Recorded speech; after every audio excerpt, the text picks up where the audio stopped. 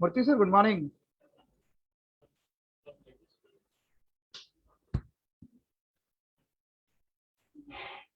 Murthy sir, good morning. Very good morning, Arun sir. Very good morning to you.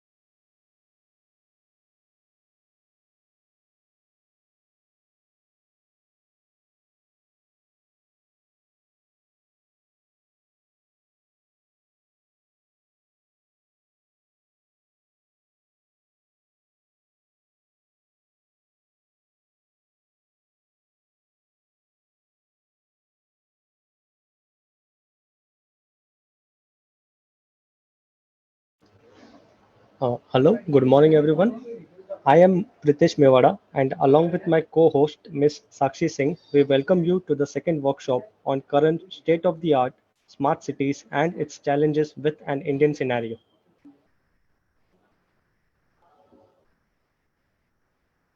We are glad to share with you that Parul University, jointly with L&T, SNL, NASCOM, Nirveda Tech, and Advanced Technology Institute, University of Surrey, UK, has received grant for research project entitled AI, IoT, and Digital Technologies for Future Sustainable Smart Cities, funded by Royal Academy of Engineering, UK, under Transforming System through Partnership.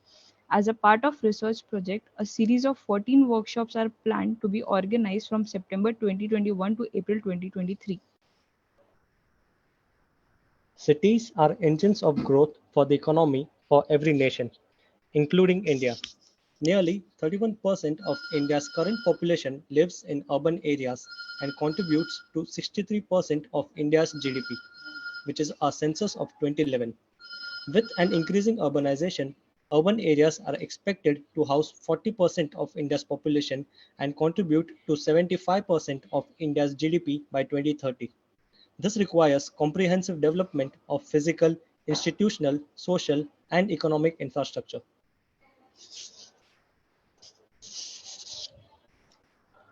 Recognizing the need, Government of India launched Smart City Mission in 2015. Under the mission, 100 smart cities are being developed with total project cost of 2050 billion, split into 389 billion on total planned city solutions and 1642 billion on total area development.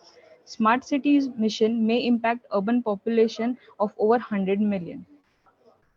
Six cities of Gujarat, namely Ahmedabad, Dahod, Gandhinagar, Rajkot, Surat, and Vadodara have been identified by the government under Smart City Mission. The Smart City Mission essentially calls for formulating and applying smart solutions to overcome the challenges confronting various urban sectors such as water supply, sanitation, electricity, mobility, housing, energy, and environment.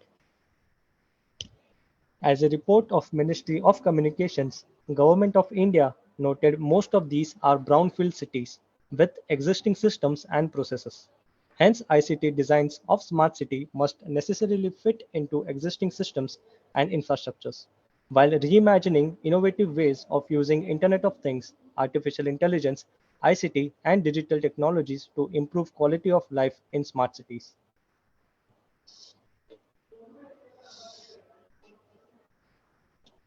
Now, we would like to introduce our delegates for this workshop. Dr. Manish Bhatt, Director of Information Technology at Smart City Vadodara, and Professor Dr. Saswat Bandyopadhyay, Faculty of Planning and Public Policy, CEPT, University, Ahmedabad.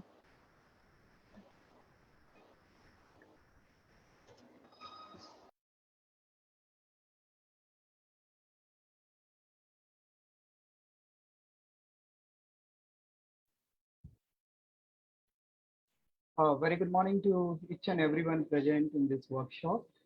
I'm Dr. Arvind Yadav, team lead of RA project, AI, IoT, and digital technologies for sustainable smart cities. It is indeed a pleasure for me to welcome you all on behalf of Team RA. This project is funded by Royal Academy of Engineering, UK. One of the key objectives of Royal Academy of Engineering UK project was to impart the knowledge that we have generated or learned to all the stakeholders like engineering students, faculty members, and all the researchers. To take care of this part, under this project, we have considered more than 14 workshops, and this is our second workshop. One of the key objective of the workshop is to ensure that the smart cities are sustainable.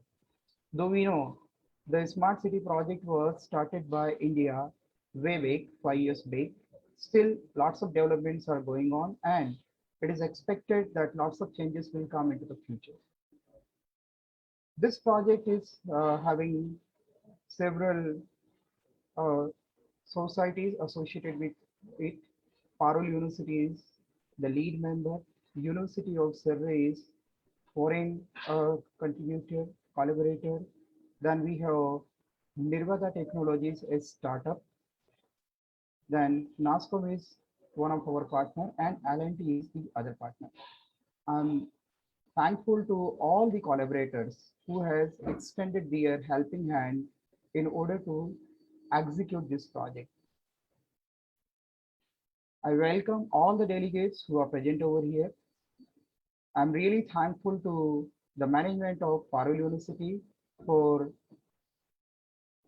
ensuring that the faculty members are associated with such kind of research projects.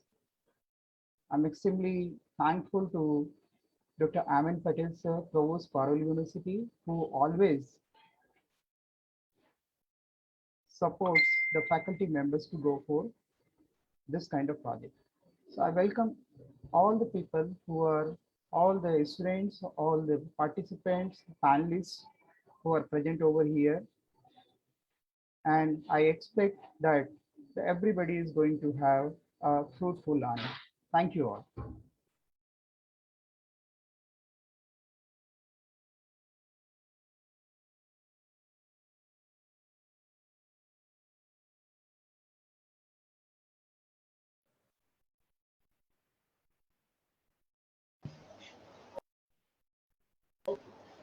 I would now like to invite Murthy sir to please shed some light.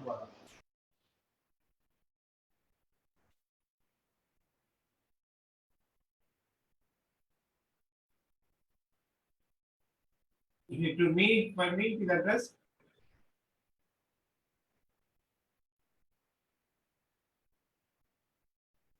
Good morning, Dr. Arvind Yadav, the team lead. Very good morning, Professor Seema Nihalani, the coordinator for the workshop. All my institutional members representing L&T SNL, BJSPD, representing NASCOM, COE, Gandhinagar, Sri Amit Saluja ji, and Nirveda Technology Solutions, Sri Prasad sir, and all faculty colleagues, directors, HODs, and also Lalit Thakur ji, and all participants. It gives me immense pleasure to welcome you all for the second workshop being organized under the research project titled AI, IoT, and digital technologies uh, for future sustainable smart cities. So this workshop will provide you great opportunity to interact with eminent personalities who are closely connected with the execution of smart cities. For example, you have Dr. Manish Bhatt, who is the Director IT at our Smart City Vadodara, and who has been playing a very, very important role in devising all IT plans, IT designs for making Vadodara city truly a smart city. And in many of our faculty colleagues, team members, and the students working on the project had visited the dashboard created by Vadodara Municipal Corporation, giving them hands-on experience how the IT solutions are being used for the benefit of smooth functioning of the smart city. Having said that, still our smart cities are not really smart. There's a long way to go in multiple areas, whether it is water management, smart water management, or it is drainage systems, waste management, then air quality. In fact, in Gujarat, Ahmedabad, Vadodara, Rajkot, Surat, they are not having very healthy air quality. There's a lot to be desired. But in Gandhinagar and Dahod, remaining four smart cities, uh, we are not in a good category. But of course, we are happy that we are not as bad as it is in case of Delhi. This is the air quality, the one which Professor Simani Halani Madam is taking care of. We have the other objectives which are focusing upon smart energy management, then traffic management, and unified response system. We hope that the participants, both faculty members, students, and industry representatives, will have a great opportunity of exchanging their ideas and sharing, getting the best knowledge from the workshop. I should heartily congratulate Professor Seema Nihlani, Madam, the coordinator for the workshop, and also all the members who have supported her in this endeavor, because we got an extraordinary response for the workshop. Nearly over 500 registrations have been done, and out 527 registrations to be more precise, 266 from Paul University and 261 outside Paul University. I congratulate the team of Professor Seema Nihlani and other members who have supported her in making the workshop grand success. But success of this workshop depends a lot how much the learning taken by the participants. And toward the end of the workshop, there will likely to be quiz. The quiz is being organized so that all the participants are attentive in the workshop, take down the notes, and learn things, and they do well in the quiz. Okay. I wish you all a very, very fruitful day from the viewpoint of learning and also mutual exchange of ideas. Thank you so much, Sivan Madam, for inviting me. God bless you. Thank you.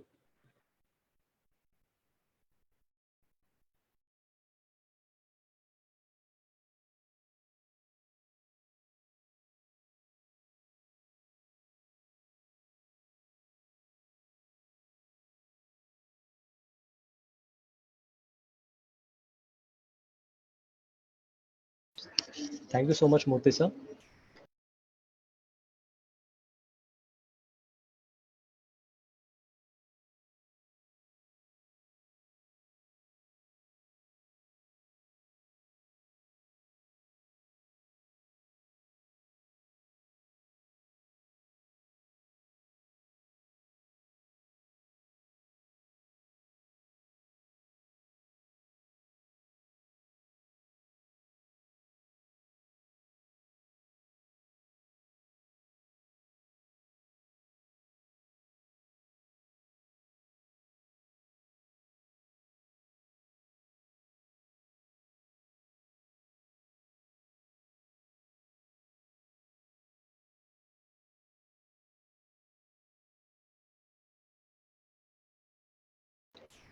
Now I would like Prashant Sant sir to please say a few words.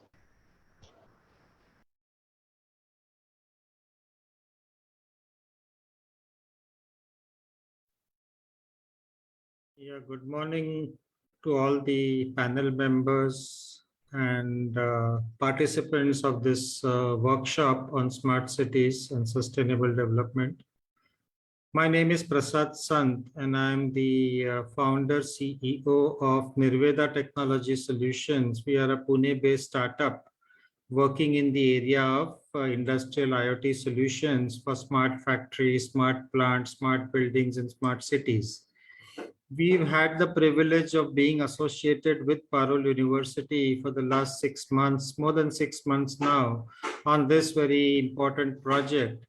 And our role is that of an industry participant, where we work with the faculty members and share our knowledge and our perspective to the faculty members of Parul who are working on various projects in water management, air quality management, traffic management, and so on and so forth.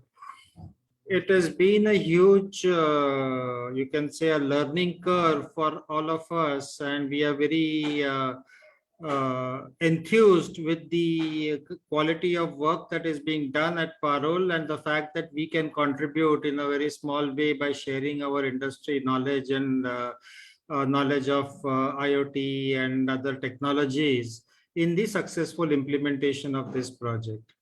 We think that the project has been is going on very well, and I think they will be, as a part of that, these workshops, they will be sharing the knowledge which can be of use to all the participants. So with that, I would wish you all a very good participation in this workshop, and good learning experience to be part of this workshop. Thank you very much.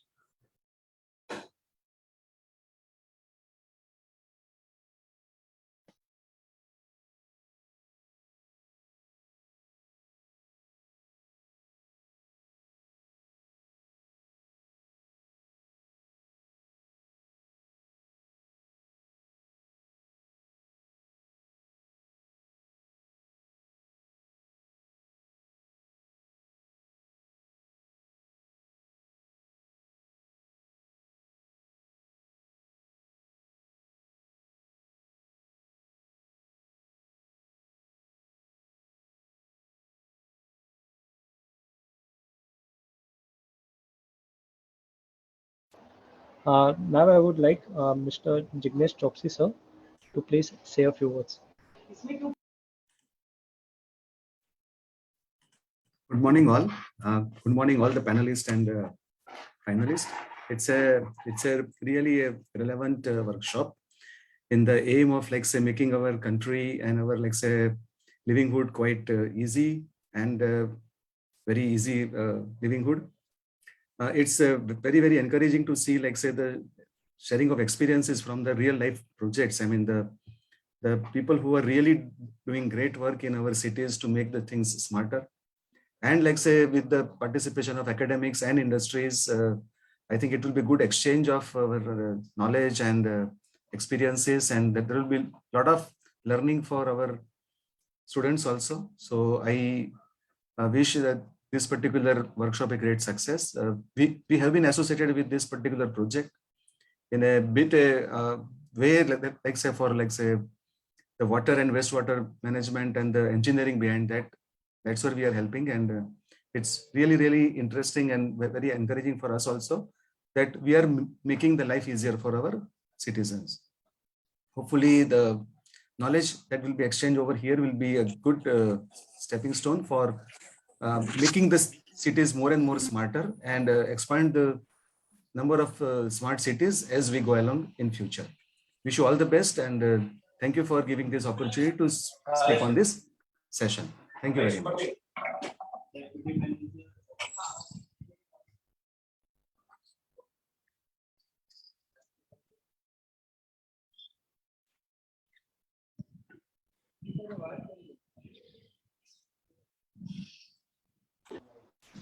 Thank you very much, sir.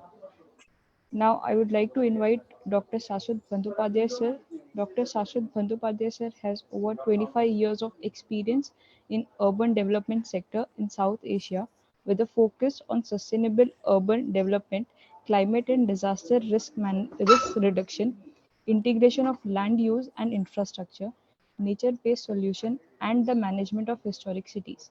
Shashwat sir has spearheaded several climate and spatial planning related research such as GIZ supported sustainable urban development and smart cities. Government of Gujarat supported regional climatic variability studies, risk-informed urban development and building regulation, mainstreaming nature-based solution in urban areas, among the others. Professor Saswat has also worked extensively in the field of urban lakes and water resource management studies in South Asia contexts such as environmental management plan and strategies for East Kolkata wetlands, Bhoj wetlands, among others. Sashwa sir, would you please like to share something with us? Yeah, I think you have to give me the permission because both my video and sharing is not working. Hello?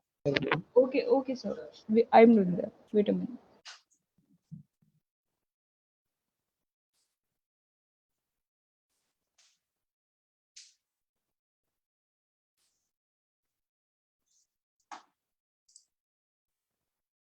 Sir, I guess now you can share the video.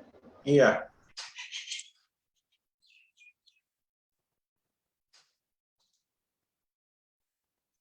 Is the screen moving? The slides are moving?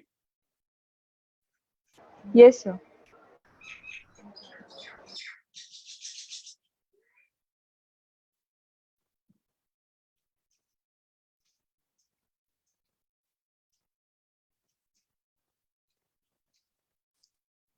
Okay, thank you. Good morning, everyone, all colleagues and participants from Parul University and all other participants from various other places. This basically my focus of my talk is role of smart cities in shaping sustainable urban development and also how the tools like urban planning can be instrumental, uh, upscaling this very unique notion of smart cities in India.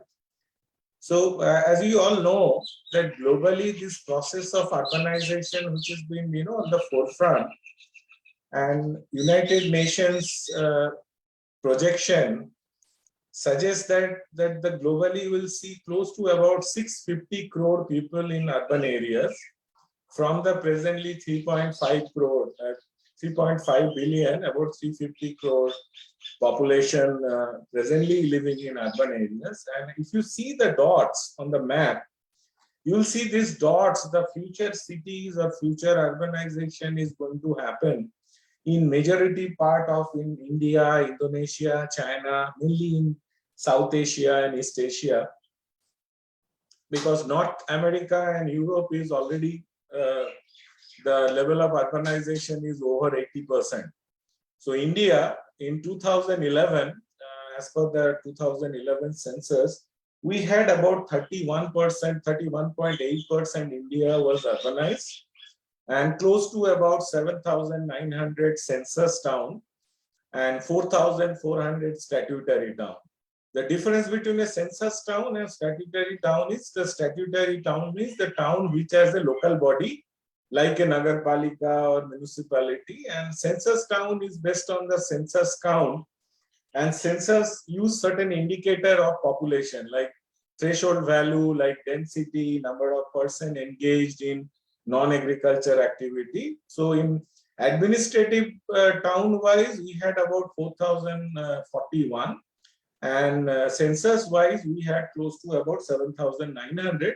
But 2021, because this data is 10 years old, so by this year, we are expecting this next census of 21 to happen, but because of pandemic, it has not happened. But we are expecting about 4,700 people, 4,700 statutory towns already are recorded in Government of India. So we are in the forefront of urbanization, although we are early in urbanization because we are still around 32%. We are expecting about 40%. But what is significant is that 11% of global urban population. So I said about 350 crore is the global urban population. So close to about 11% of those population, about 36, 37 crore, is India's urban population. And that is very significant in terms of this absolute number of people living in urban area. And this is in World Bank, the nightlight data, which shows that where these urbanization clusters, because World Bank used another indicator showing that from the satellite, the nightlight concentration, which shows which are those large agglomeration where this, as you can see in and around Delhi, from Ahmedabad, Barodara, Surat, Mumbai, Bangalore, Chennai, Hyderabad, these are the kind of clusters of this concentration that are taking shape in this process. The second challenge of urbanization is the sprawling of the urban area, because as more and more people come into the city starts expanding and go to the fringe areas. For example, Delhi, every year, geospatial data analytics showed that Delhi every year is adding close to about 50 square kilometers in this. Mumbai, because of bounded by sea from various sides, it is about 5 square kilometers. Pune. In fact, we are doing an assessment recently in Ahmedabad. We are getting around 18 to 20 square kilometers every year. That is the kind of physical expansion. Beside this, India has a traditional challenge of service availability and service delivery, both in terms of access to water, sanitation, and other services. And the second aspect is this two image. The right image is very popular, Google, which indicates the challenges of the human resources. And on the left side, this image is from the city of Hyderabad. This shows, particularly those of you who are in the technology or engineering department, we have always lived on scarcity. And our ability to plan or visualize growth is often, hindered. For example, this flyover is an image taken after 7 days of the flyover got opened in Hyderabad. And you see the kind of that within the first week, the capacity is exhausted.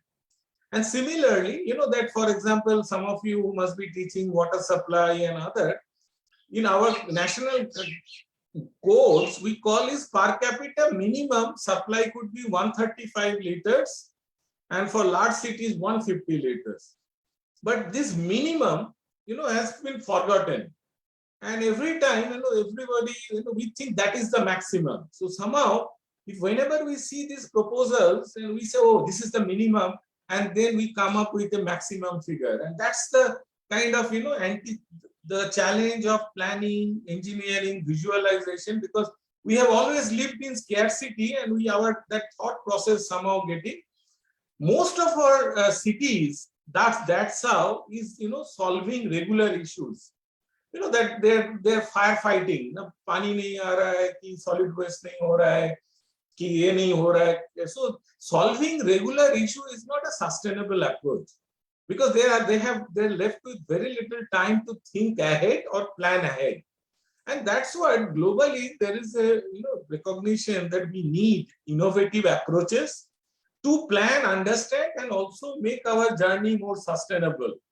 And so globally, cities have started looking at more and more smarter solutions, because our cities are very complex urban system, and they are also under increasing pressure from environment, social, and economic, because the cities are site, where people are coming for job, education, coming for various other purposes. So cities are in a very complex challenge, and we need to evolve a smarter solution rather than firefighting, because we have a huge service backlog.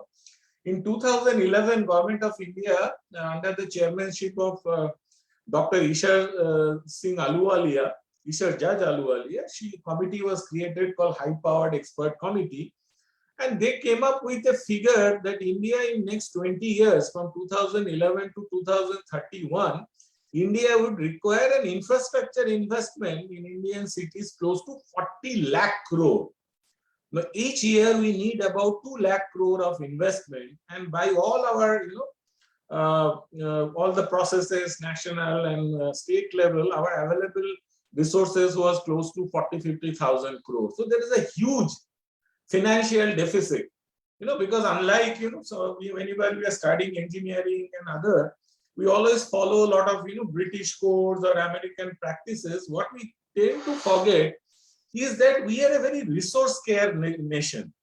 Because Singapore per capita income is $60,000 and India is roughly about $2,000.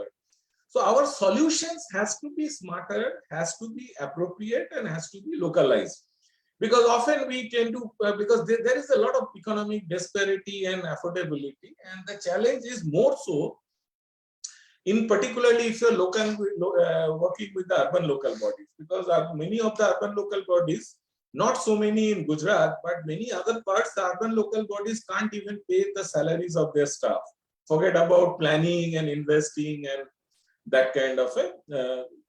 So we must be very careful, particularly when you are working, we have a planner or engineer or urban development worker in India, because we often get, influenced by what is happening in USA, UK, Singapore, Australia, Hong Kong, etc.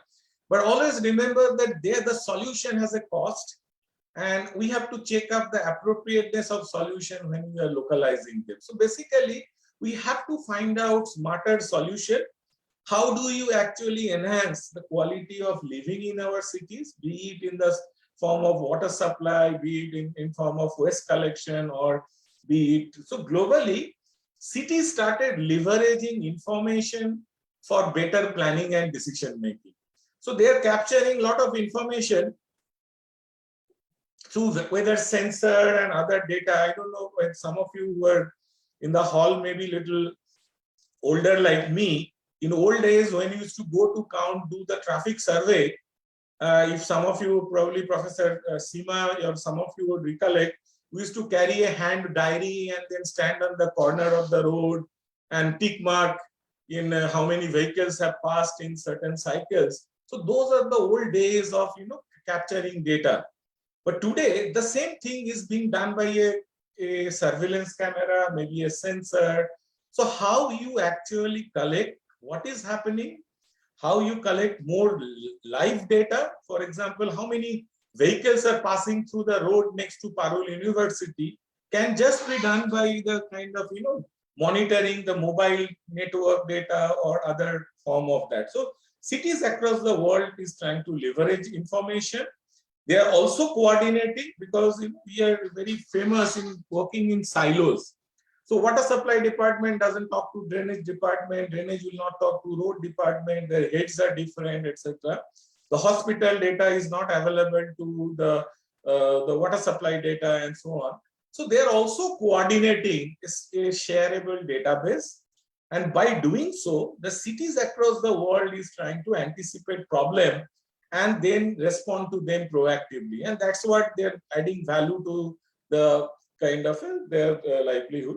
Globally, whenever you look at the smart city and the discourses, so there is global, conceptually, this is what you call smart diamond, which is talking about smart energy, building, mobility, technology, infrastructure, healthcare, governance, and the citizens. And that's the broader contour of smart diamonds that has evolved. And some cities have become poster child of smart cities. For example, very old city like Amsterdam, they have leveraged information and communication technology to become more modern and to more adapting to the changes. One very popular is Barcelona, and the same, that they have created more livable, and also at the same time they have also adapted for sustainable. This is a greenfield city in United Arab Emirates called Masdar, and which is now coming up and then trying to leverage information technology, something like what is happening in our gift city between Ahmedabad and Gandhinagar. So cities across the world, trying to adapt and trying to leverage the power of information, communication, technology for not only better planning, but also better management of these services. It could be transportation, water supply. For example, recently Tata Consulting Engineers, they did a study and came out that the majority of Indian cities are losing water either through leakages and other thing which is called unaccounted for water. And this is very high in some cities. They have come up with figure of close to 40% in some of the Uttar Pradesh cities. And any good city in the world try to keep their unaccounted for water below 10%. For example, Singapore tries to keep it close to about 6 to 7%. And so, one, we are asking for more water, at the same time, we are losing a large volume of water. So cities across the world is using technology like supervisory control and data acquisition, and trying to monitor where are the leakages, what are the discharge, and so on and so forth. Cities are also using SCADA for switching on and switching off the street light and monitoring the street lights. People are using sensor-driven kind of an algorithm to monitor what is happening in the traffic and other related domains. So largely, globally, if you see that from my research, what we have found out, because looking at what is this smart cities, because when it was introduced in 2015, we all were very excited that what is this smart cities, but what we realized soon that we knew very little about what is smart. Okay, so then we conducted a research and looked at that the first level of what is called smart generation 1 smart cities, and they were mainly technology and sensor driven, like cities like Korean, Songdo, Plan IT in Portugal, Masdar, GIF. They only devolved a lot of technology in terms of capturing data. The second generation, slightly more improved version, is technology enabled but city led, because cities soon realized that the technology is just a mean, it's not the end. That's what the message you all have to understand very clearly. Like, for example, in civil engineering and other, we are often getting bogged down in a StatPro and BEAM and other things, but ultimately, or designing of a pipe system, but we have to see what is the outcome that we are looking at it. So soon, after the generation 1, cities like Rio de Janeiro, Barcelona, Amsterdam, they realize the technology is a mean, but our goal is to improve the quality of living and whatever the experience city is offering. The new generation, which is called Smart Cities 3, they realize that making a city is not a government business alone, because a city is seemingly a private domain. If you see whether you're seeing Baroda, Surat, Ahmedabad, 90% of transaction occupation is private individual. So maybe 10% is the government or the role of local bodies. So these cities realize that we have to co-create. It cannot be done. All the cities' problem cannot be done isolation by a local body. Local body often behaves like a Schwarzenegger, that we have to do everything. But that's the co-creation, and the new generation smart cities are actually co-creating, inviting participation from the students, civil society, and others, and trying to generate kind of a response to the emerging challenges of this.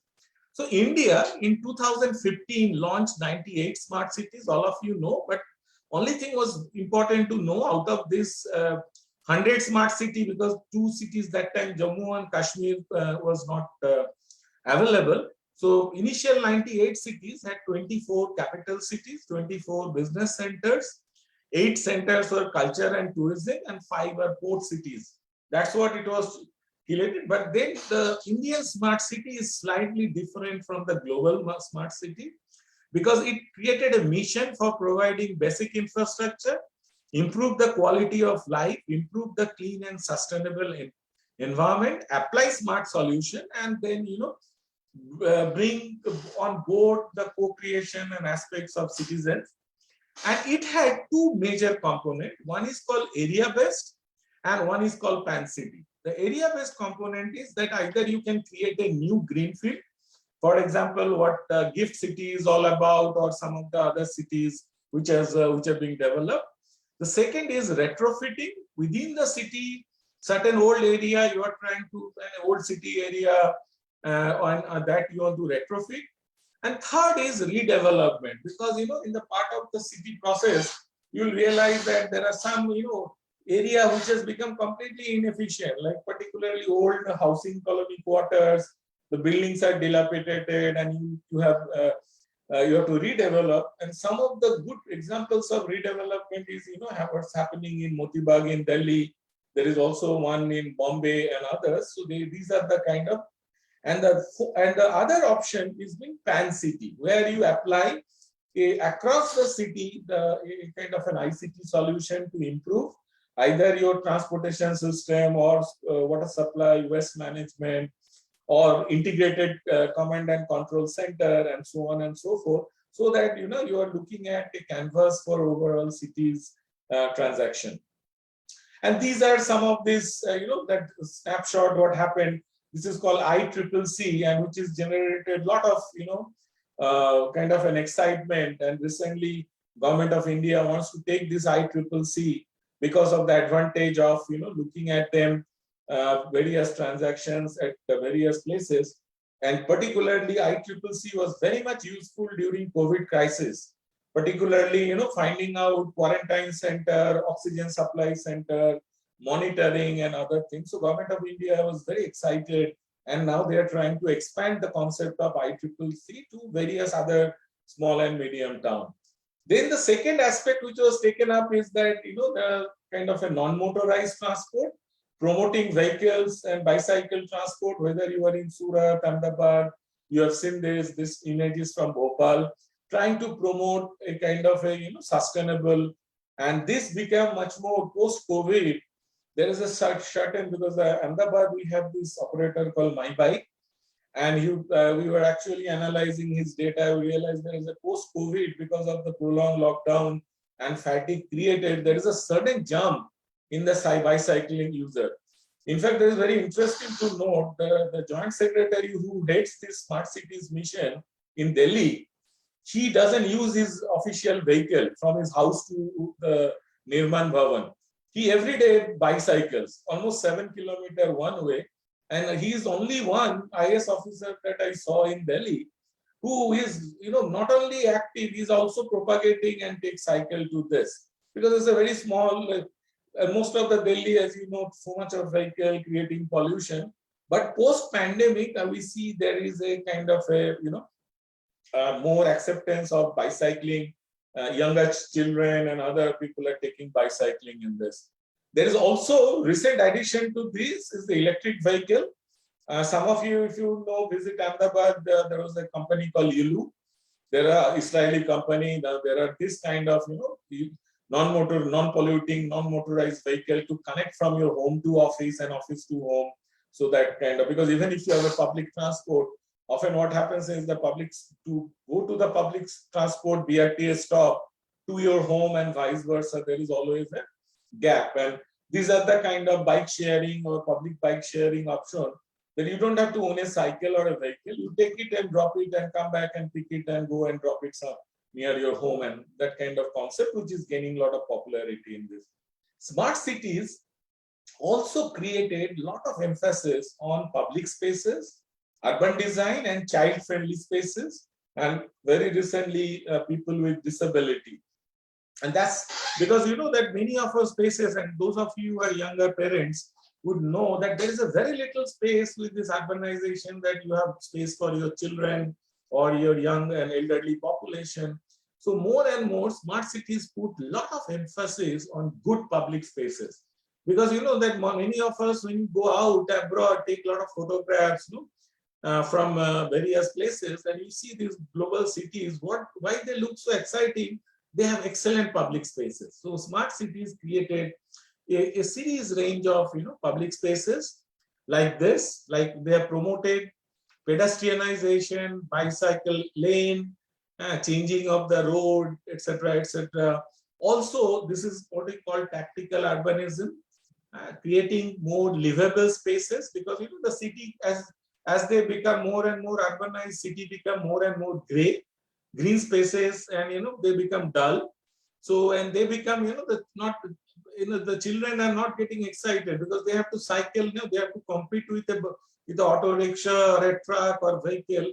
So there is also a lot of innovative approaches were taken to create more livable public spaces in this.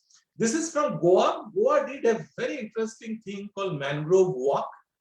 Created a kind of to bring, because mangroves, that for coastal cities, mangrove is a kind of our defense force against cyclone and water rise. And to generate awareness, and they created a fantastic walk where citizens can go walk, take a walk along this, and also understand what are the value of mangrove for our system. This is in Maharashtra, because as you know, just below the flyover, those places becomes very dingy, very shoddy, and all kind of activities, not livable, and then all kind of activities take place. They started below the metro corridor, below the flyover. They started creating spaces like this where citizens can work, disabled friendly people can take this, and also the spaces are more vibrant, and that kind of things that is more. Some cities also took this for ICT, for building smarter classroom for public education. As you know, our municipal school in the cities have have always struggled to get faculty members, good teachers going there. So they use some smarter classroom, and Delhi used for public health called Mohalla Clinic for using ICT in their certain direction. Some cities also used for data capturing, for example, the smart poles. Besides it is providing light, it is also providing Wi-Fi. It is also have environmental sensor to give you pollution and temperature and other data, so that one street light is doing multiple purpose, and also also has a surveillance camera to watch what is happening in this kind of. So there are a lot of this kind of innovation in that started taking during this first kind of smart cities phase, which started from 2015. And by 2022, that first phase we're getting over, and we have to see what happens in the next phase of smart cities, how the national government wants to. Although smart cities brought a lot of excitement because it gives a completely new perspective, lot of delivery, and that also allowed platform for engineers, planners, architects, designers to come together for developing the city. But smart city also got certain amount of criticism, particularly for its proposal, because smart city is also proposed under this mission to create a special purpose vehicle. And the special purpose vehicle had a lot of connotation and challenges in various states. For example, states like West Bengal rejected it. States like Kerala, Maharashtra had a lot of issues of this. And the second aspect of it is that smart cities, that they are also started to actually, looked at how the grant will be utilized. In fact, they made a lot of attempt to actually mobilize a lot of, for investable projects, and then there are certain challenges. For example, smart cities were criticized at the, focusing on, beautification and not focusing on some of the basic services. Then there was also, they were criticized by this kind of smart public toilet, where the technology enabled public investment made. And we did a recent, research in Ahmedabad, looking at that very poor utilization because of the location. And people fear, because common citizens fear to use this kind of technology enabled. There is a barrier to use this kind of technology enabled toilet. As a result, this whole investment which is lying all over Ahmedabad is not being utilized. Then there are a lot of criticism about the choice of bicycle track. Sometimes that either the track is not complete, or for token purpose only 2 kilometers is painted. Sometimes they have run over into this. So both advantages and disadvantages of the smart cities, the first phase that is coming to close next year. In fact, only a few days from now, Government of India is initiating a preparation of a critical evaluation of first phase smart city project.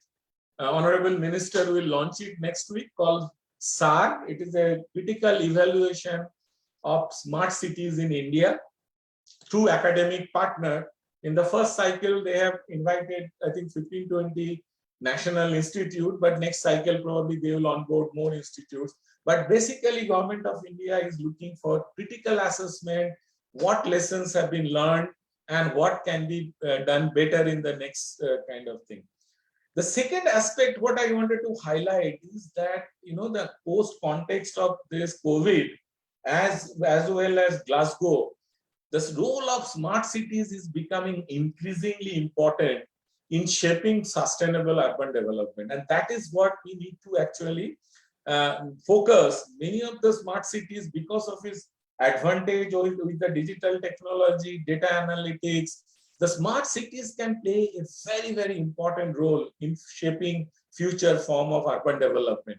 As I was telling, that urbanization is actually increasing sprawling. Cities are sprawling all over. This is city of Kochi. And that a small city is expanding to the periphery.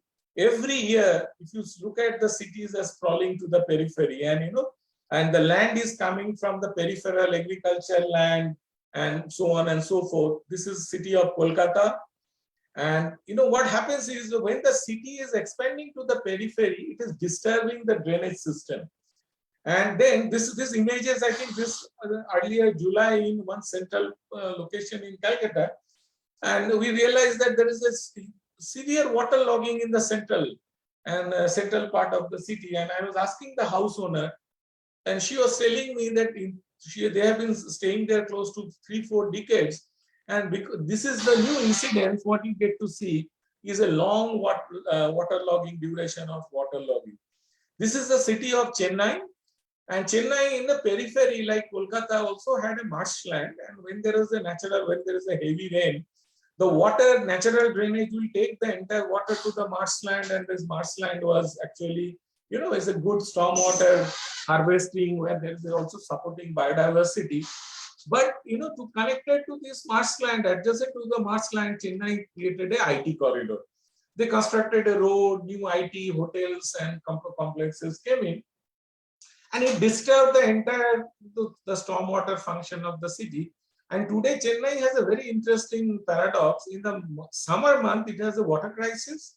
And in the monsoon, till recently, this late November, they were getting flooded. I'm sure some of you have seen this image that Chennai car owners are now in the night, they're parking their car on the flyover because they're fearing if rain comes and tomorrow their car will get submerged.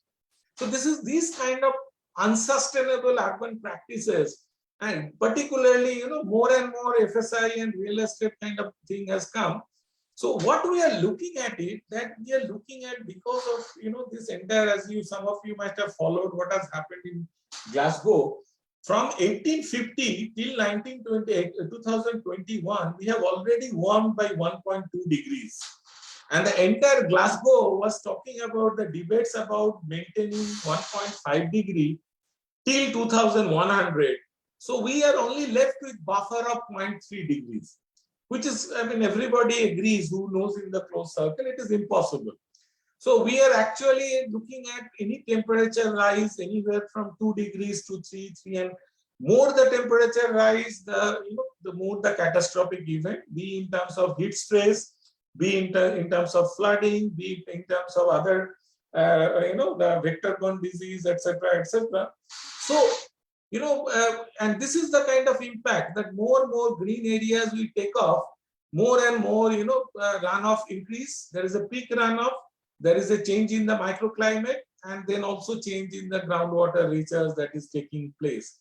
And this is what all the debate that we are having in Glasgow, that can we maintain 1.5 degree till the end of this century, which is more unlikely because we have already warmed by 1.2 degrees. We are expecting close to, if all the negotiation takes place, all the countries follow, get rid of their fossil fuel. And in this journey, some of you are engineer or other profession has a big role to play in decarbonizing the construction process, the building process. Because, if you want to go for a low carbon trajectory, it is important for all of us who are in the habitat profession, whether you are an architect, engineer, planner, or any other professional, must have to understand that we have to decarbonize the construction process, make it as lean as possible, Also, we have to decarbonize our transport, mobility. We also have to decarbonize how you produce. However, sorry.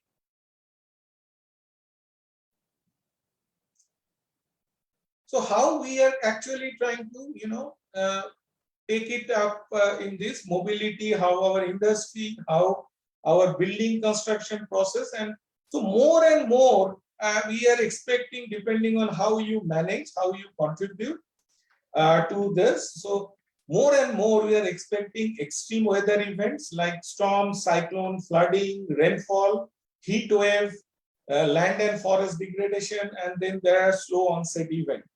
And most of our cities are like this. For example, Ahmedabad is experiencing a kind of a heat. And it's the first city in India to prepare a heat action plan. Because of the summer months, it was excessive heats were. This is the city called Parramatta. It is outskirts of Sydney in Australia. The summer land surface temperature rises up to 49 to 53 degrees in the summer month. And the city is now taken up the entire, reorganizing its plan called Cool Parramatta. Some of you are interested can also search in Google that how the city is battling the heat stress. In summary, what is happening here is that because of these climatic changes, because some of you who may be designing stormwater drain or sewerage pipeline, because when you are designing a stormwater drain as per CPHO and guidelines, we are generating 30 years of storm rainfall in the vicinity. But because of the changing pattern of the rainfall, those whole formulas and coefficients are changing rapidly. Similarly, we have to, for heat stress, so we have to look at how we make our building more sustainable, our habitat more sustainable. So globally, people are moving through more sustainable urbanism, more climate resilience practices, whether in form of solar roofing, solar bicycling, urban horticulture, blue and green infrastructure, also decarbonizing and better insulation of the homes and resilient infrastructure. And that is the movement. For example, these are called nature-based solution, like bringing green roofs. So you're actually creating a kind of a cooler atmosphere and also allowing the solar insolation, the solar radiation lesser. Your people actually now going to the natural stormwater drain, taking the power of nature, how the storm surface, because the moment this is an impervious layer, the rainfall, the storm runoff becomes faster, the time of concentration changes. So what cities are doing, they're actually using the nature, the power of nature to actually reduce this storm runoff. These are the permeable pavement, which is allowing soaking of the water coming down there. There is a permeable concrete, grass pavers, and so on. Cities also now using stormwater. This is a traditional engineering stormwater image in the left. Cities are now using combined nature-based solution with the stormwater, because traditional engineering, we are talking about whenever there is a rain, through the pipe, take the storm runoff away from the city. But because of this changing pattern, changing dynamics, topography, and surface cover, and also changing rainfall intensity, the capacity of the storm waters are not good enough, because when there is a peak. As a result, we see a lot of waterlogging, taking long hours to receive the water. So cities are now using this kind of combination of nature-based solution at the green level or at the building level, at the neighborhood level, trying to actually, these are the kind of, earlier this entire embankment was pitched with brick liner or concrete liner. Now cities have learned and they're deconcretizing and bringing nature-based solution. This is the Singapore River, because in earlier old days in 60s, 70s, there was a movement. Whenever there is a river, they used to concretize so that people can go close to the edge, see this other thing. Because of changing rainfall pattern, changing the pattern of the entire intensity, etc. Now there is a global movement called deconcretize the river and make room for the river. And this is what Singapore has not done now. This is the same Kallang River. today is completely naturalized. And as you know, the same thing what is happening in Germany. Earlier this year, there was a very catastrophic flood in Germany, because Germany is another European town which has concretized all its riverbank. Now slowly the cities across there is a very large global program in European Union called Making Room for the River, creating so that they are deconcretizing. In India, there is also a movement creating a riverfront. And we are trying to concretize so that we have a cleaner view, but with the changing weather and pattern, the cities. Some of you are also interested, can also download this unique program what Singapore does called Active, Beautiful and Clean Water Program called ABC. And this is how the cities across the world is mimicking the nature, trying to bring nature close to the city. And very unique plan, some of you also like to see, is the plan of city of Copenhagen called Five Finger Plan.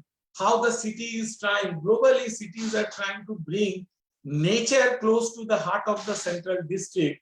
One is to actually safeguard themselves from the climate change. Whether it is New York, some of you seen the Manhattan Island. Today, Manhattan Island has a huge, massive program for green retrofitting along the Manhattan Island. So whether it is same with Sydney Harbor, global cities are actually now gearing up to prepare themselves to bring nature close. One of our great neighbor poster child is Singapore. It has increased its green cover from 38% to close to about 55%, and rapidly trying to bring nature to reduce the heat stress and also any changes in the weather and atmosphere. This is another view of this river, that as you see that this was earlier concretized, embanked. Today the same river is being deconcretized and making it may not look so nice, but the function, the flood intensity, the cost of floods, the damage and loss of floods. Recently there was a study done in Kerala. It is enormous, because the society has to pay enormous in terms of flash flooding and the cost of disruption that are taking shape in this process. This is the Dutch program called Making Room for the River. This is the entire planning, deconcretizing, and then opening it up for this. This is New York. The proposal is earlier all the concrete bank are being now deconcretized, and this is the new plan, which is a multi-million-dollar plan today, which is New York is Manhattan Island, which is one of the highest real estate price and business district, is actually safeguarding for post-climate, this era.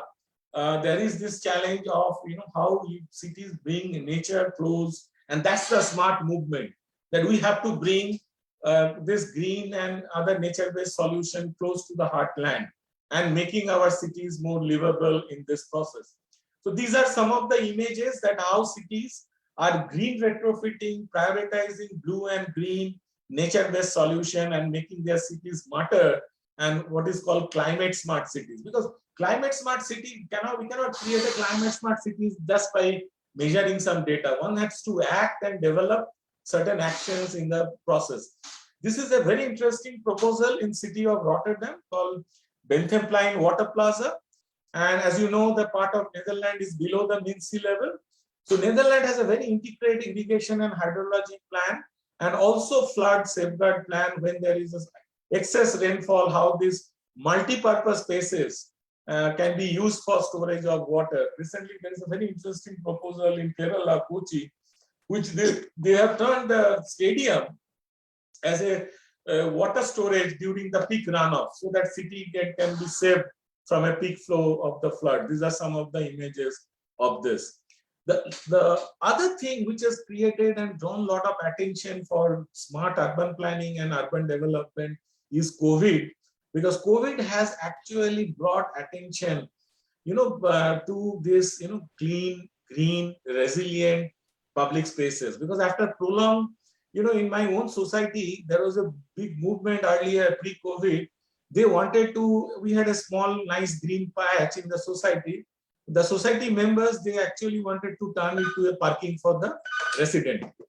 Now this same thing, after COVID, because after prolonged fatigue in the COVID and lockdown, Now the same green space society members want to expand. They say, no, we can't. We must have more and more green space where people, children can go. So there is a greater realization about this. Not only, that all this gray infrastructure, we need more and more blue and green infrastructure for our sustenance, climate resilience, better public health. And so there is an opportunity COVID has brought back, although the challenges and disruptions are very, very devastating, but it has also given us a kind of a thinking. How do we build back better? Now, next time when you do, you as an engineer, we as an architect, planner, whenever we want to build something, there is an inner voice. Am I doing it right? Am I doing it sustainable? Is this one that we wanted, or we want to just go for? I know there is a lot of Ahmedabad real estate community who was earlier only looking for more FSI and more FAR. Today, some of them are talking about, no, can I have a better, I offer more open spaces, living spaces for our clientele. So this is the opportunity to build back better and living back safer. And that is the goal, sustainable development goal of 11, called safe, inclusive, resilient urban development. And that's what, this is what my last slide is, what we call is climate smart cities.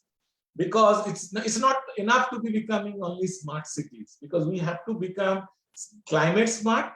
And this is the image of Climatorium in Copenhagen. It's a very exciting space because we have ICCC, Integrated Command and Control Center, in our smart cities. But this is a kind of a similar center which is analyzing data about modeling, forecasting data about weather, climate, and its implication for the city. And mind you, this is not done by the city alone. They have invited the private sector, they have invited the universities, they have invited individual startups, and they are joining hands together to make their city safe, resilient. And this is the future I see as a future of smart cities, because smart city, given our complex urbanization challenges, we have a massive backlog of our basic services. There is a lot of urban poverty in our cities. Almost 30-35% of our urban areas have the poor people living. Now, this is how, because normative process of building brick by brick may not work. We need to become smarter, and because of our advantage of ICT. But this ICT has to come out of all this, all the urban local bodies and isolated corners of the city, and it occupies a mainstream position where the city solutions are actually offered not alone by the Nagarpalika or a municipality, but people are joining hands together to create a smart, sustainable city for this. And I see there is an enormous advantage the future smart cities can bring to our cities. Lastly, smart is what smart does. I know that, whenever somebody say what is smart, because in my earlier research, when Government of India launched, and then we were doing some work jointly with the Smart Cities Mission, we were actually trying to understand what is smart and how do you define smart. And then we realized that there is no universal definition of smart. Smart, not like some people think that if I wear smart clothes, I become smart, etc. Some say, okay, multi-purpose, I can do many things together. But what we realize is that smart is that what smart does in the respective context. The challenge of Baroda or challenge of Ahmedabad are completely different. Some are similar, some are challenges of Surat is completely different. So how the city takes the challenge head on and turn the crisis to an opportunity to build back better and increase the safety and livability. That's what is the smartness is all about. So thank you very much for giving me this opportunity, inviting and sharing some of my thoughts. And I'm leaving my email ID or contact number if some of you want to reach out. I've wanted to clarify or unfairly, you say, no, I disagree with you. You're most welcome. Thank you very much, and over to you. Thank you so much, Professor Saswat Bandyopadhyay, for that wonderful and insightful session. Now, I would like to introduce you to another panelist, Dr. Manish Bhatt, the Director for IT at Vadodara Smart City. Dr. Manish has total of 25 years of experience in information technology field, and at present he is looking after all IT initiatives of Smart City Vadodara and Vadodara Municipal Corporation from the past 9 years. Before that, he spent 17 important years in Torrent Power Limited and acquired strong functional and commercial knowledge of utility business. In a span of 25 years of cross-cultural experience in ICT-based technology, project management, manpower management, infrastructure management, and team management, he successfully achieved the highest position in the field. We are grateful to have you over here, Doctor, and I would like you to please continue with your session. Hello everyone, good afternoon. Can you hear my voice? Hello, can you hear my voice? Hello, Yes, yes, your voice is audible. Yes, go ahead. and are you able to see the presentation? Yes, sir. Presentation, yes, yes. But can you do it on the slideshow mode? It is already on slideshow mode. Okay, then go ahead. Is this okay? Yes, yes, looks okay. Yeah, good afternoon all. Thank you for giving me opportunity. Basically, I am not doctor, but I am Manish Bhatt, Director IT, Vadodara Municipal Corporation, and General Manager IT in Vadodara Smart Cities. So basically, in 2014, central government has decided to declare 100 smart cities. So the criteria of 100 smart city declaration is there are some selection of project with citizen consultation based on the city class A, class B, class C, the requirement analysis, and government is giving 1,000 crore rupees of fund. So that all projects are smart projects, not routine projects like every municipal corporation, municipality is required null, gutter and road. So basically these are doing by all municipal corporation and municipalities. But what are the smart things? So government has decided 8 pillars like environment pillar, like water pillar, like e-governance pillar, smartness, IoT device pillar. So government has declared that pillar, and based on that, Vadodara city has given 58 projects of 1,000 crores. And other than that, there are other grants are available from governments. So that all projects we have to given the presentation in with citizen consultation and all this, and then decided to do for Vadodara city. So at that time, Vadodara has declared the 40th rank. Now at present, Vadodara's rank is 20th, and we are means more projects done, then rank is upgrade. So basically, today's topic is the IoT use in smart city or smart city projects. So all of you are aware, IoT is the Internet of Things, that physical objects are embedded with sensor and softwares. So we have received the data from IoT device to our computer. For that, government declared the 2 projects are the key projects for all 100 smart cities. One is the integrated city command and control center, and second is the smart road. So as a part of IT, we have done integrated command and control center within 7 months of record time. It is situated at Badamdi Bagh, Dandiya Bazar Road. So I am giving you presentation. There are total 14 projects under Smart City IT. So basically, City Command and Control Center is the now of city. So PM Narendra Modi sir has declared on 22nd October 2017 of inaugurated on October 17 of Vadodara City Command and Control Center. So basically, as you must aware, it is for police department for safety and security, real-time data available at one location. All services are integrated through API, directly API through IBM IOC softwares. And we have created our internal QRT, JET, and e-Challan group for city betterment. So the output of city command and control center is CCTV cameras, environmental sensor, emergency call box, public address system, variable message boards, and regularly used by Vadodara Police Department and Vadodara Municipal Corporation Ward Office for sanitation purpose and engineering for the damaging purpose.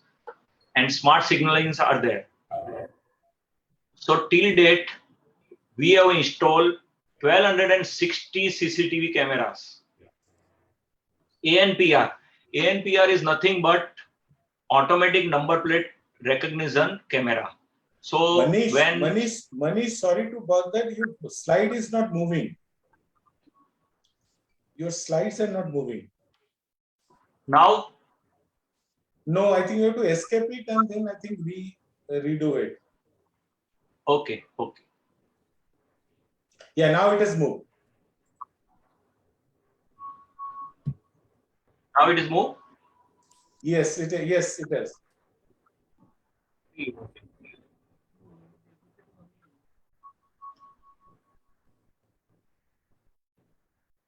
Is this okay? Yeah, looks fine. Go ahead. Yeah. So, yes, we have installed 1260 CCTV cameras. So this camera is based on the IoT. This camera is PTZ cameras, dome cameras, and fixed cameras. Then second one is the ANPR cameras. ANPR camera total number of install is the 52 cameras, that is automatic number plate recognition cameras, and that is installed at all gantries of Vadodara city. There are 8 gantries. So ANPR is recognized only number plate.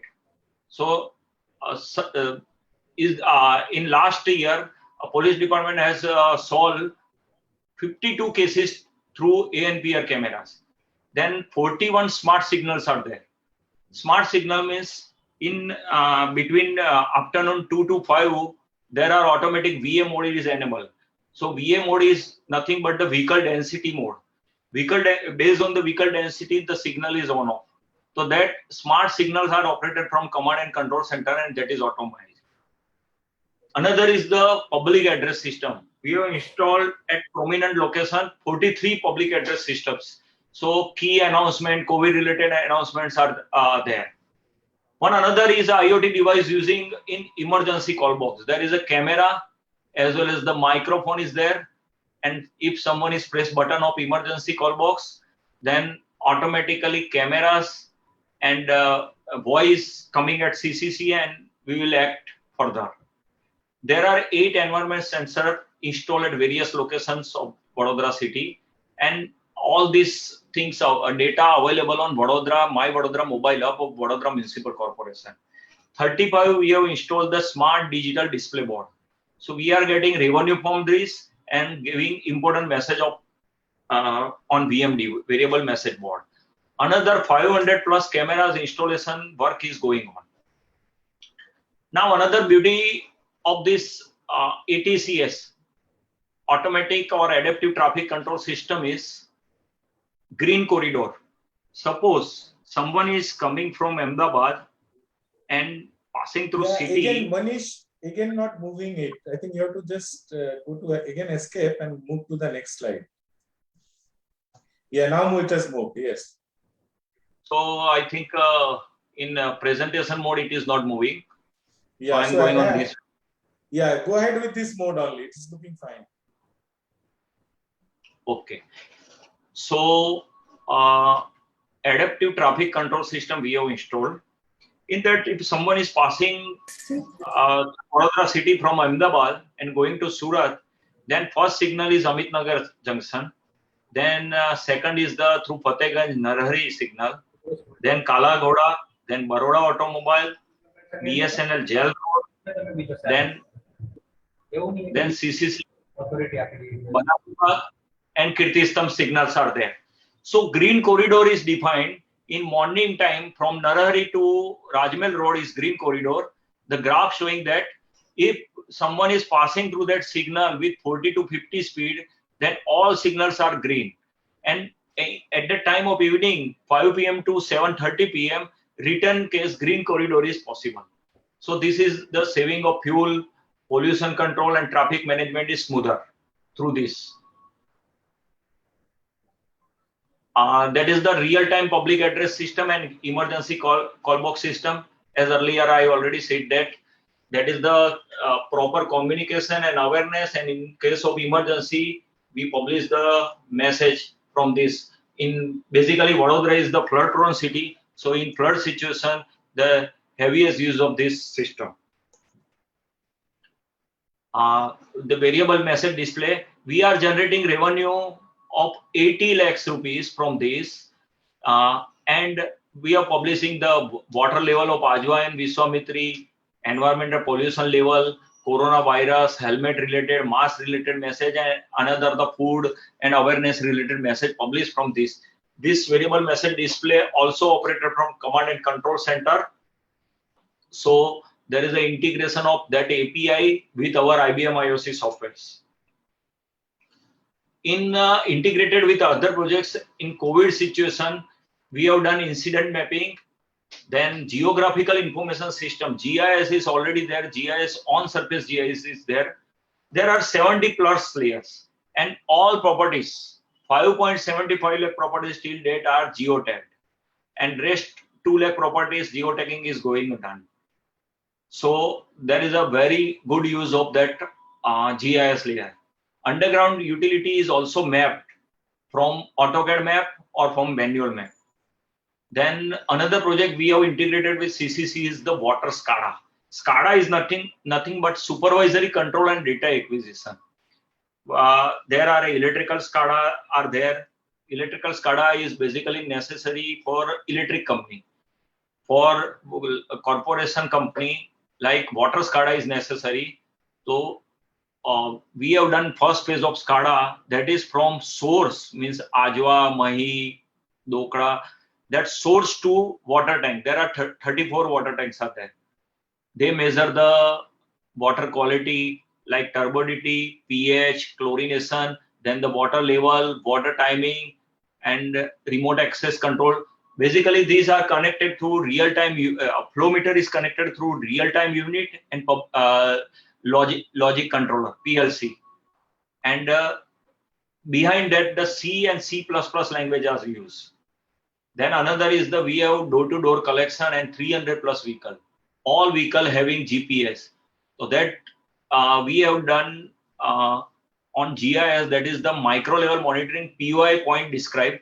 There are 30,000 plus POI points. So whenever a vehicle goes at society, automatically alert goes, it is going in time or not, that we have done. And another is the ITMS, Integrated Traffic Management System. We have 150 city buses. Till date, we have done 70. We have done installed our system in 75 city buses. So there is a driver display unit, cameras inside bus, camera and LED display board in various 110 bus stops. So all systems are going to be integrated within a month.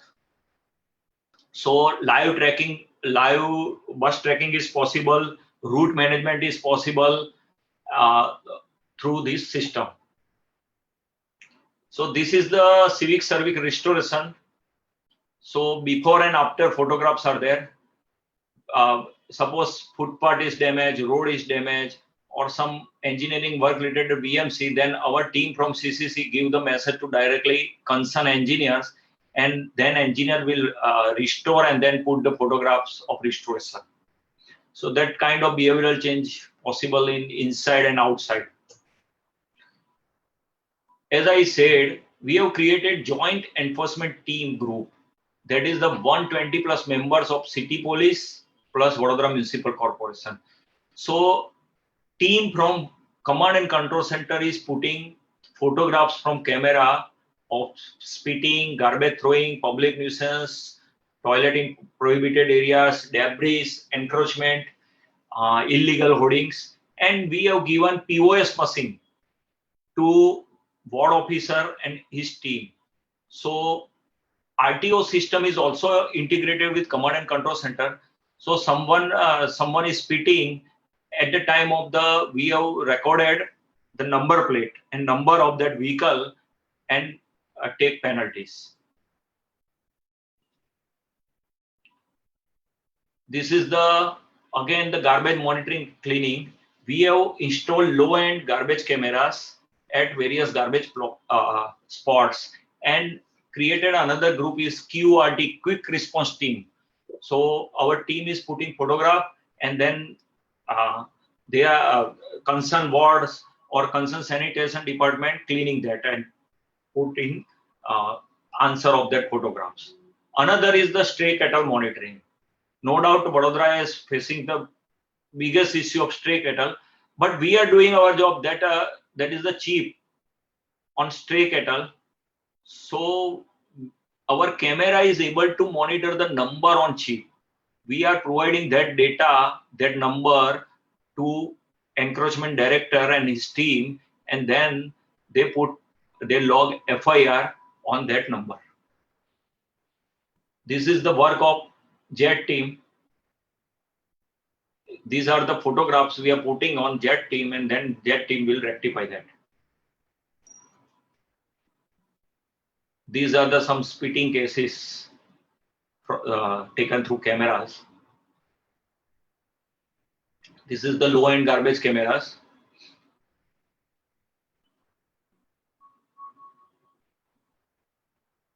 These are some examples. The impact of CCTV camera implementation is behavioral change. Traffic sense and the before and after photographs describe that there are some more increase in traffic sense. These are some news at the time of flood. NDRF army was there and completely monitoring done through command and control center.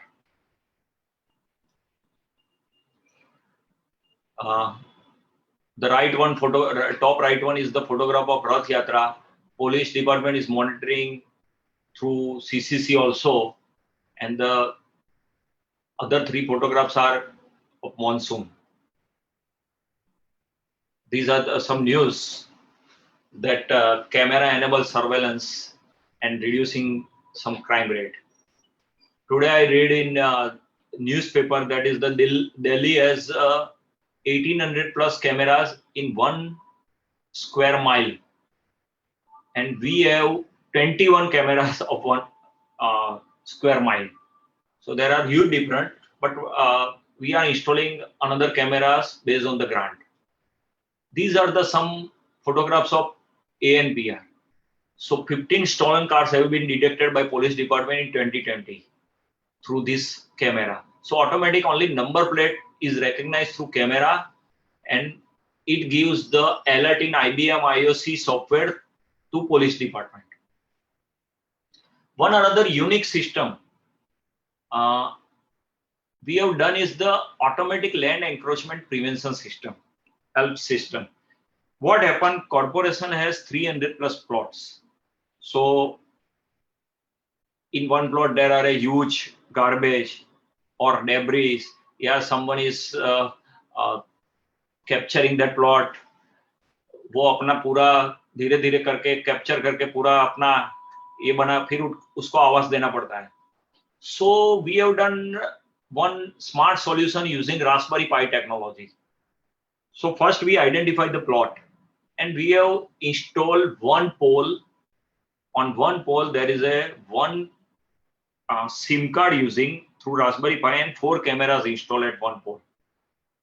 So that camera identify the geofencing of that pole. Suppose the plot area is 10,000 square feet, then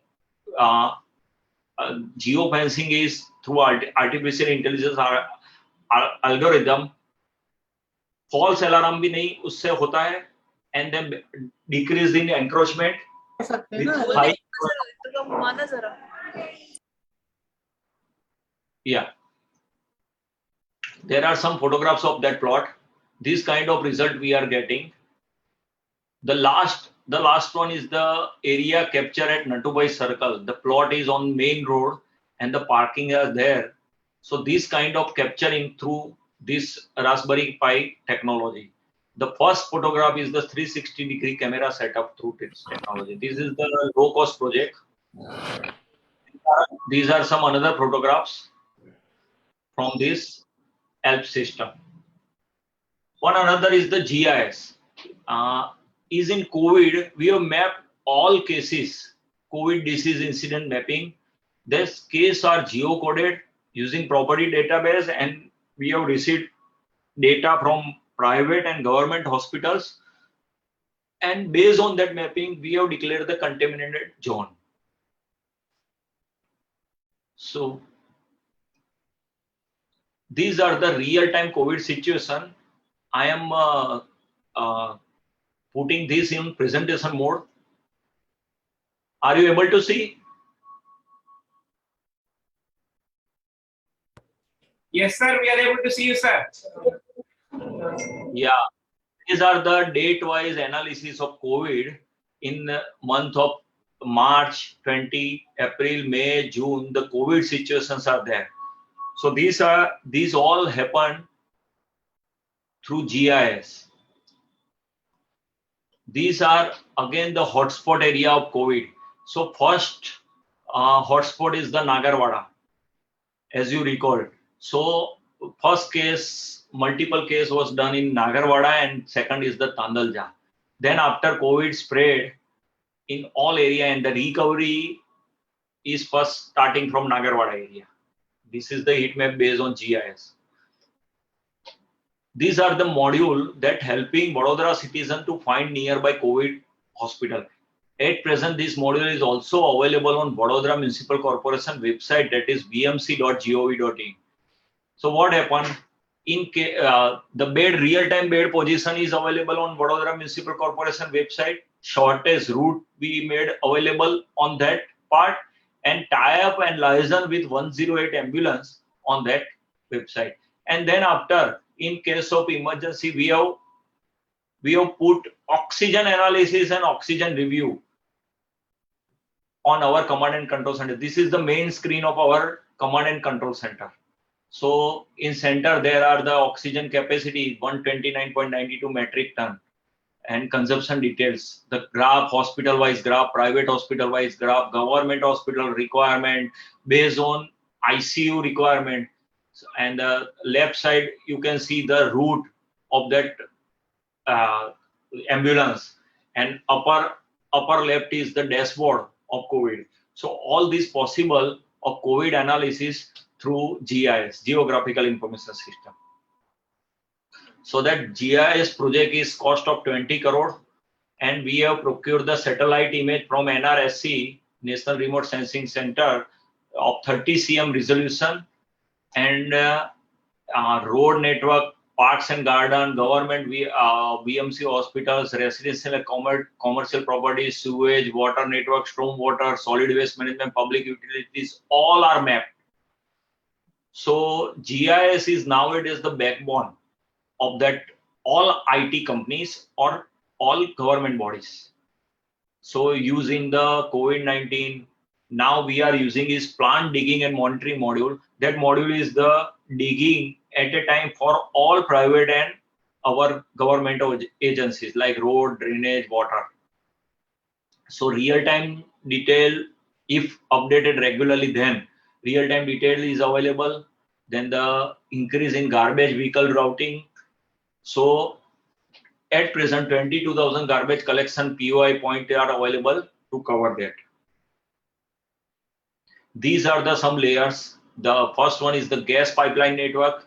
So some accident happen, then automatically know from GIS level what type of joint, what type of elbow, what type of pipe is there. So rectification will be done quickly. Sewage networks are there, water pipeline networks, stormwater network. These are the solid waste management route mapping. The red one is the route mapping of 300 plus vehicles, and the green one is the service area. So we have mapped. These are the real-time map available of one vehicle. This vehicle is GJ6AU6873. So this green dot and red dot are POI point. Green is the covered POI by vehicle, but red one is the miss. There are total 12 red points that skipped or missed by that vehicle. So we are impanelling penalty of that per POI point. There are 30 rupees of penalty. So this kind of alert, this kind of travel distance, location, reach time, lat long is available, and we are providing that data available to ward officer and solid waste department. Another is the ITMS, Integrated Transit Management System. So there are 14 cities till date, including Surat and Ahmedabad, has done this kind of project. We have done 50% that project, and within 1 month we will do it makeable, workable. So it will increase in ridership, effective use of bus fleet. Route planning is the main thing. The if punctuality, bus timing is punctual or not, then safety and security through cameras and real-time information available on mobile app. So all these things will be available soon.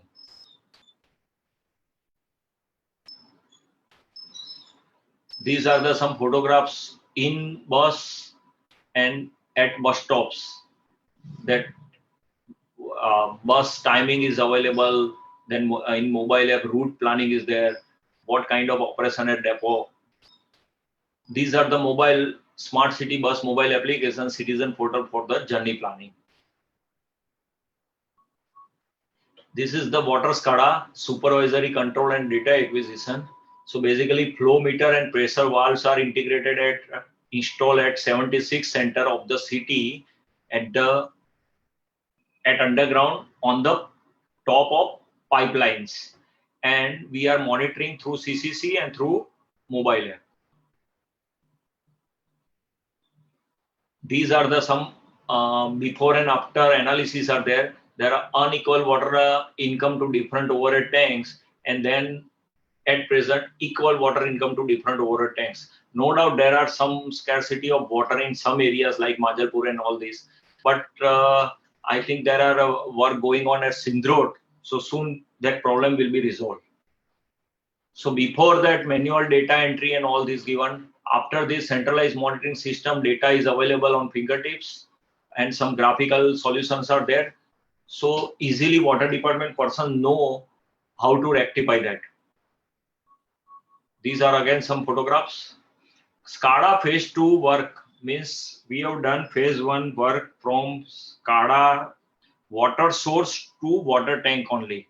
Now phase 2 work is already started and going on. That is from water tank to last mile, means individual home. So maybe after 8 to 10 months, it is easily identify and sharing the equal level and proper timing of water. So leakage, major leakage, 9 MLD water leakage, water saved, leakage identified on 26 January based on that SCADA report. These are some sonar based water sensor. Water level sensor is installed at 9 locations. So we are easily in flood situation, we are easily getting the data of water level so that emergency department can easily control the situation. So this is the first slide is for first photograph is for Kalagoda Bridge, Samaharni Bridge and Akoda Dandiya Bajar Bridge. One another system under smart city under IoT devices, ICT upgradation of fire and emergency service. So in that there are centralized dashboard at 101 number fire department, then real-time location, gathering real-time information of fire vehicles, then provides timely feedback, hooter, alarms are there, then integrated response and management system, caller line ID is available, call logs maintenance, analysis maintenance, and last one is water level monitoring. These are the photographs of fire truck, and the 2 cameras are installed at fire truck, and second is the water level sensor installed under fire truck. So उससे पता चलेगा कि पानी है कि नहीं है, जो ट्रक जा रहा है वो विदाउट वाटर जा रहा है, जैसे सूरत में तक्षशिला कांड में ऐसा ही हुआ था, जो ट्यूशन क्लास में आग लगी थी तो पहले 2 फायर ट्रक गए, वो विदाउट वाटर गए थे. तो that's why we have installed that the MDT device, then GPS unit, tank level water sensor, and cameras are there. These are the cameras on first slide with light. So it is directly situation and incident result available to chief fire officer. So chief fire officer analyze and send more number of fire vehicles if needed. This project is live. So these are the integration of IoT device through our IBM IOC softwares. So many more projects, but it is basically personal visit of CCC is more fruitful and useful for you. Thank you very much. Thank you.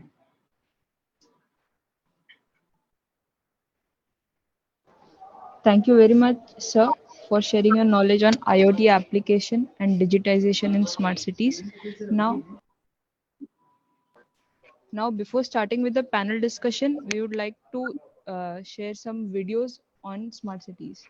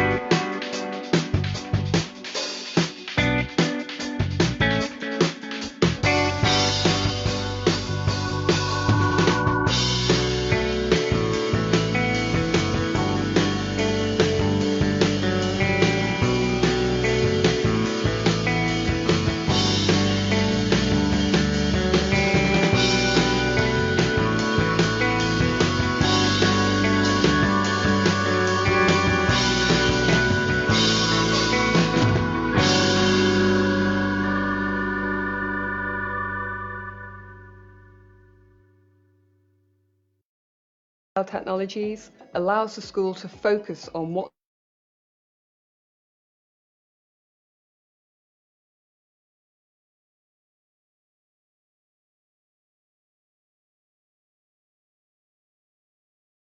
Just how smart is your city? Chances are just how smart is your city? Chances are it's getting smarter by the year. Many governments around the globe are racing to infuse technology into just about every aspect of its city's operations. And I mean every part, including public transportation, IT connectivity, water and power supply, sanitation and solid waste management, efficient urban mobility, e-governance, and citizen participation. And it does this using every buzzword imaginable, from big data to the Internet of Things. So how does a smart city work? Let's look at 3 examples. Here in Singapore, the city-state might be the gold standard of the most extensive effort to collect data on daily living. The government is now deploying systems that can tell when people are smoking in prohibited zones or littering from high-rise housing. Singapore launched its own Smart Nation program in 2014 and will add more cameras like these so the government can effectively monitor crowd density, cleanliness of public spaces, and even the exact movement of every locally registered vehicle. Much of the data it's collecting will be fed into an online platform called Virtual Singapore that gives the government access to how the city is functioning in real time. It could help the government predict how crowds might react to an explosion in a shopping mall, or how infectious disease might spread. Over in Dubai, more than 50 smart services from 22 government entities have been rolled out as part of the government's Smart Dubai initiative. Using the government-provided app Dubai Now, you can do things like pay a speeding ticket, which likely captured you on a public camera and then emailed you the ticket directly. You can also use the same app to pay your electric bill, call a taxi, track a package you sent to your friend, find the nearest ATM, renew your vehicle registration, track the visa status of a relative, and report a violation to the Dubai police. Now head over to Barcelona, where one research firm estimates the city will save billions of dollars a year in energy costs just by installing smart systems like these. Number 1, smart streetlights. Public lighting that adapts and dims when there's no activity but brightens up when sensors detect motion. The second, parking sensors. Instead of driving in circles looking for a spot to park, drivers can get real-time information on an app which locates free parking spots. Sensors on the street curb use lighting and metal detectors to know if a parking spot or loading area is occupied. And finally, garbage sensors, which are actually compact drop-off containers which have a vacuum network through pipes which sucks up trash below ground. The automated waste collection not only lowers noise pollution from garbage trucks, but also lowers costs and keeps bad odor away. Juniper Research estimates that by 2021, cities will save nearly $19 billion by making their cities smart. But of course, to save money, sometimes you have to spend it first. The global smart city market is estimated to attract $15 billion by 2021, and that's just for software. So now companies from Microsoft to Cisco are aiming for a piece of it. In Singapore, Upton Saidi, CNBC. Still watching? Perfect. Click here to watch another great video.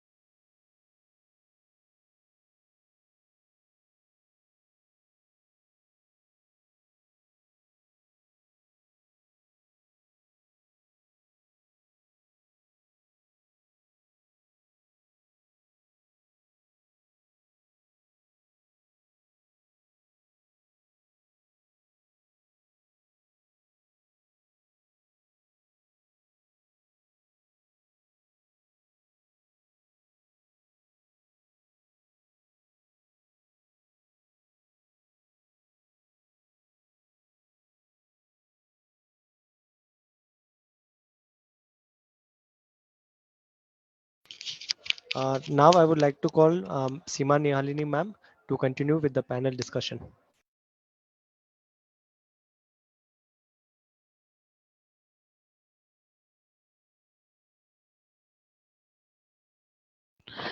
A very good afternoon to all of you. Aman Patel, sir. Sir, are you online? Yes, I am from beginning. I am online. I'll request our Honorable Provost, sir, to address the gathering. Sir, please address our participants and panelists. Good noon to one and everyone. I've seen that it's a good participation from all the participant stakeholders. And we are also very happy that those who are already working, so far the smart city projects are concerned, such resource persons are available.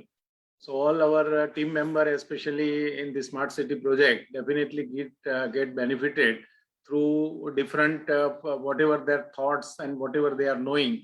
And some of the videos which we have seen that they across the globe, there are several cities, they are the smart city. Unfortunately, in India, we are very late. But even though we have started that and said that 100 cities are going to be the smart city, out of that 6 from Gujarat, and one is Gandhinagar, one is Baroda, and we have got that Manish Bhatt ji from the Baroda Smart City project, who has well explained the thing which I have heard. Now the question is that the concept of smart city, which no doubt in India it comes later, but people like which we move across the globe, where we have seen that the city, how smart cities are functioning. And ultimately, what is the meaning of smart? Smart is nothing but the thing which can be fast, which can be easy, which can be convenient, which can be comfortable, which cannot create any type, as there are 8 components said that, including environment. It is not spoiling the environment. And people of the city or people of the rather country, they feel proud of that they are staying in the city where there is a smart city. Obviously, the concept which comes later on, even though what we are going to do at India, obviously that something good is going on. All cities are trying. It is very difficult because our planning, which was not taken care in beginning, and there was a random planning. Now what happens that the traffic is one of the big issue. City like Ahmedabad or any other city, we can take that, which is planned in an old time when there is no automobile concept. Because we have accepted the automobile or rather the LPG policy in 1992. Prior to that, we are not, we consider ourselves, we are the agricultural country and we are thinking like that. And due to that, what happens? That there was very little automobiles across the city, even people like village where there was no vehicle, no automobile or something like that. But now you see that city like Ahmedabad, where you see the population is 70 lakhs, against that where more than 35 lakhs vehicles are there. And every year 1 lakhs are added in that. So the thing happened that and peak hour the road are getting very chalk. And no doubt the government is trying to put more and more bridges, especially in Ahmedabad. Say this our Sardar Patel Ring Road, where about more than 20 flyover are to be constructed. Out of that, some are already ready and some are yet to be open. But ultimately, the purpose of giving this flyover to the rather this heavy traffic road like SP Road, SG Road, the reason is whenever you are traveling with some speed, that speed should not be braked. You should provide the interaction just like lower lift, so that without breaking the speed, you can safeguard that intersection. And that is the purpose, so that the vehicle where also you can say the pollution can also be the less. Another point which I have to say that as the populations compared to that, the vehicles are increasing, but the city or the whatever the flat or whatever the societies are planned in old time, where there was no provision of parking, and that has caused a lot of chaos. People are not able to park his own vehicle in his own society, in own flat, because that provision is not there.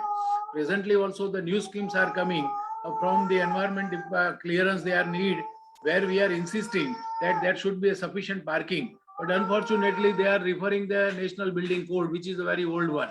Even though GDCR is also be there, but contractor are always considering the cost of the land, and they are considering out of 2 which one is the less. And normally they are saying on NBC.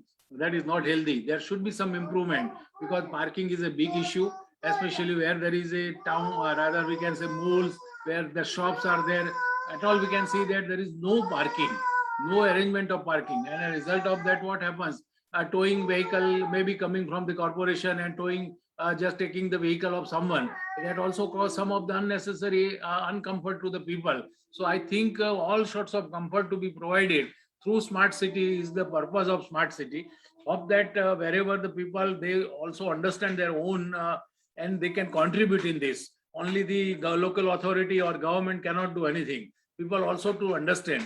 As so far our traffic rules are concerned, it always be there, but we are not following. And due to that, we have seen the casualty on the road like a traffic accident, which is like anything.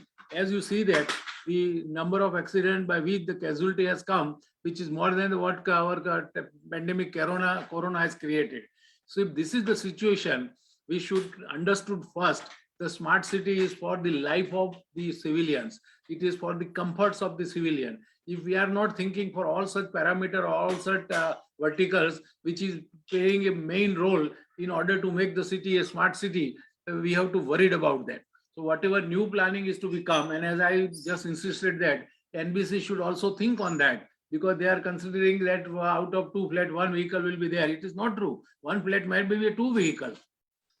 So all such parameters are to be taken very seriously. Otherwise, the effort of putting the cities to a smart city will not be justified or cannot be reached, as the traffic is one of the big issue. Another issue as so far pollution, as we have seen that day by day, we are not bothering about the how we are polluting that.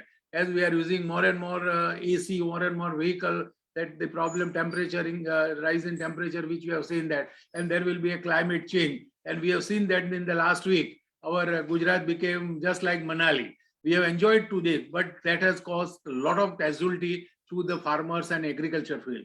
So whatever the thing is happening, which is uncertain, people like we, which have just spent 70 years of our life, we have not seen this type of atmosphere, especially rain in the winter like this, which we observed in the last week. This is due to the climate change. And this all effect can be reduced only when we make our city smart city. We fight with all the wherever it is required to make it convenient for people, then and then we can make the city smart city. Otherwise, our local authority or government putting a lot of effort, spending a lot of money, but I think it is very difficult to reach to that goal.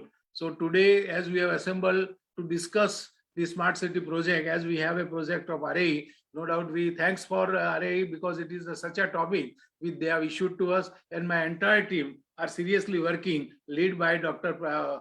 Murthy Saab, and as a result of that, we are progressing very fast. And also more and more such type of deliberation with calling the expert, we definitely put some input to our project, and we can complete that project in time. So my best wishes to all participants, those who are attending today, my best wishes to all team members, those who are attending today, and hope so that new thoughts may come out from this all discussion, and we put our project on the faster track. So best wishes to all, and ultimately those who are leading this, and especially the Professor Seema. So she is taking a lot of pain in that. So my best wishes to her also, and all the entire team. Over to you, Seema, please. Thank you very much, sir, for your encouraging and wonderful words. We begin with our panel discussion, and I request Aman Patel, sir, if he's having time, please be with us as expert panelist to answer few of our questions, sir. Shashwat, sir. I'm free. Actually, for that, I have to bring the laptop from Baroda to my home. Today, I was in my home at Ahmedabad. But unfortunately, you have not given the link in morning, so it was difficult for me to connect. So I tried to connect with the mobile, but I was not enjoying with that. Later on, Thakur has sent that at about 11 o'clock, and then I connect from laptop. Please, I connect. Thank you, sir. Please be with us as expert panelist. Murthy sir is there. Jignesh sir is there. I am also requesting Dr. Jayesh Jure Manani to be with us as panelist. And Dheeraj sir, please be with us for replying to questions pertaining to IoT. I will request the participants, please type in your questions in the chat box. Or else anybody who is interested will raise the hand. I'll unmute you and let you put the question. Please type your questions in the chat box, or you can raise your hand and I'll unmute you.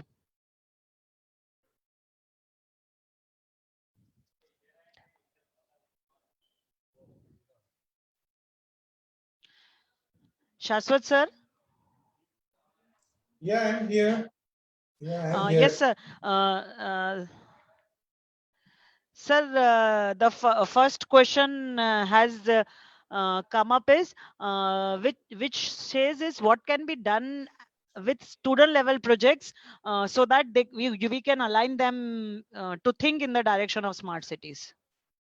Yeah, I think that is a very important question, because when this smart city mission was conceptualized and since almost 7 years is already over, very little analytical research has happened actually.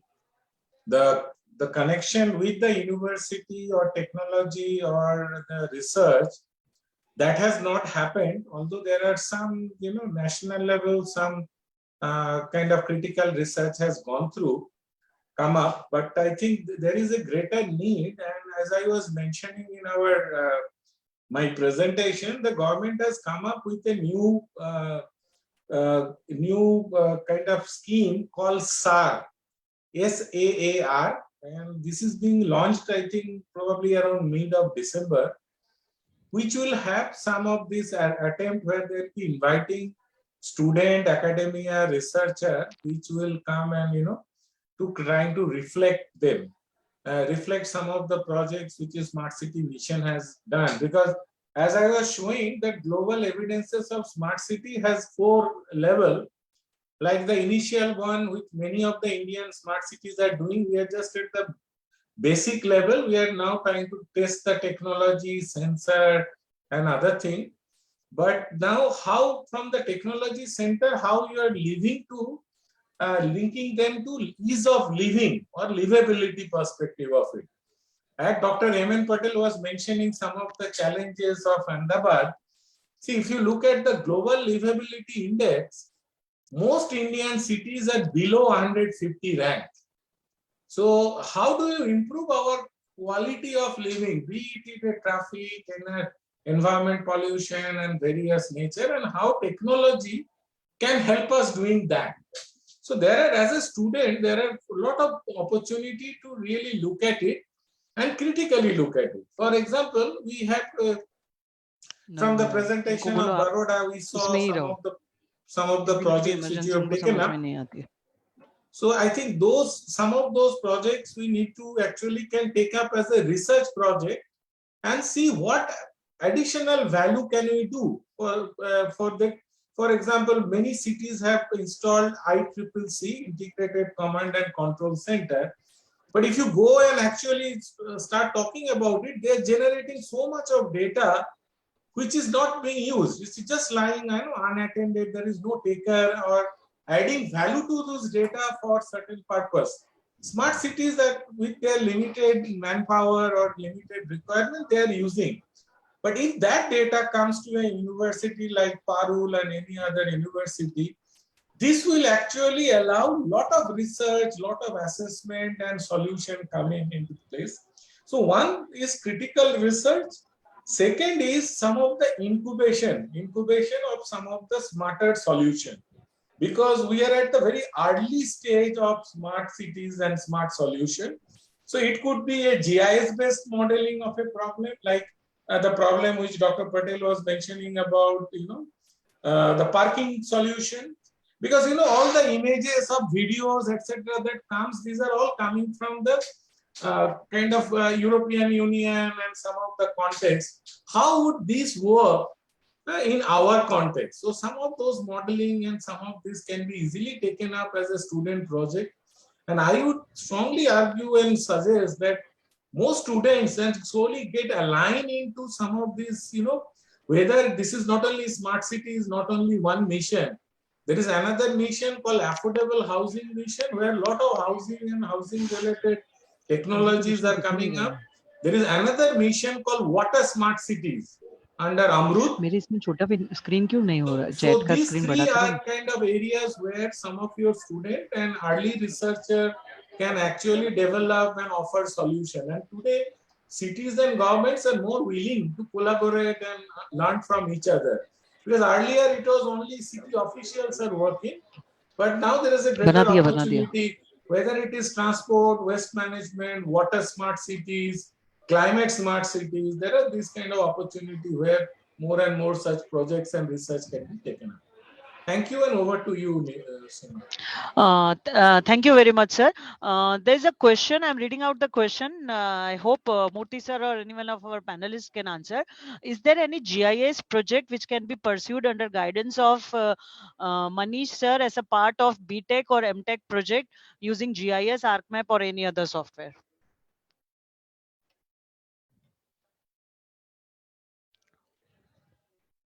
Murthy sir, one of our students has posed question relating to a BTech or MTech project based on GIS with VMC.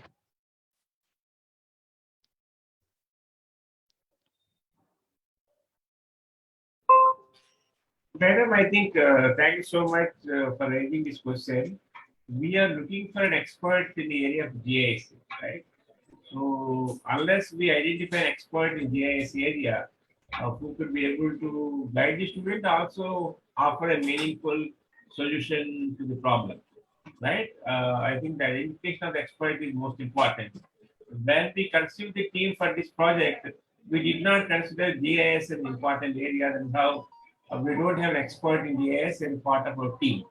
So now we have to make efforts to identify an expert within PU or outside PU who can be able to guide us in the area of GIS. I request ML Patel sir if he can throw some light on that.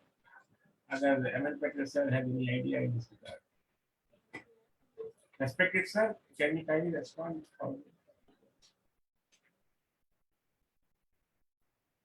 I think over to Sima madam, I think, right?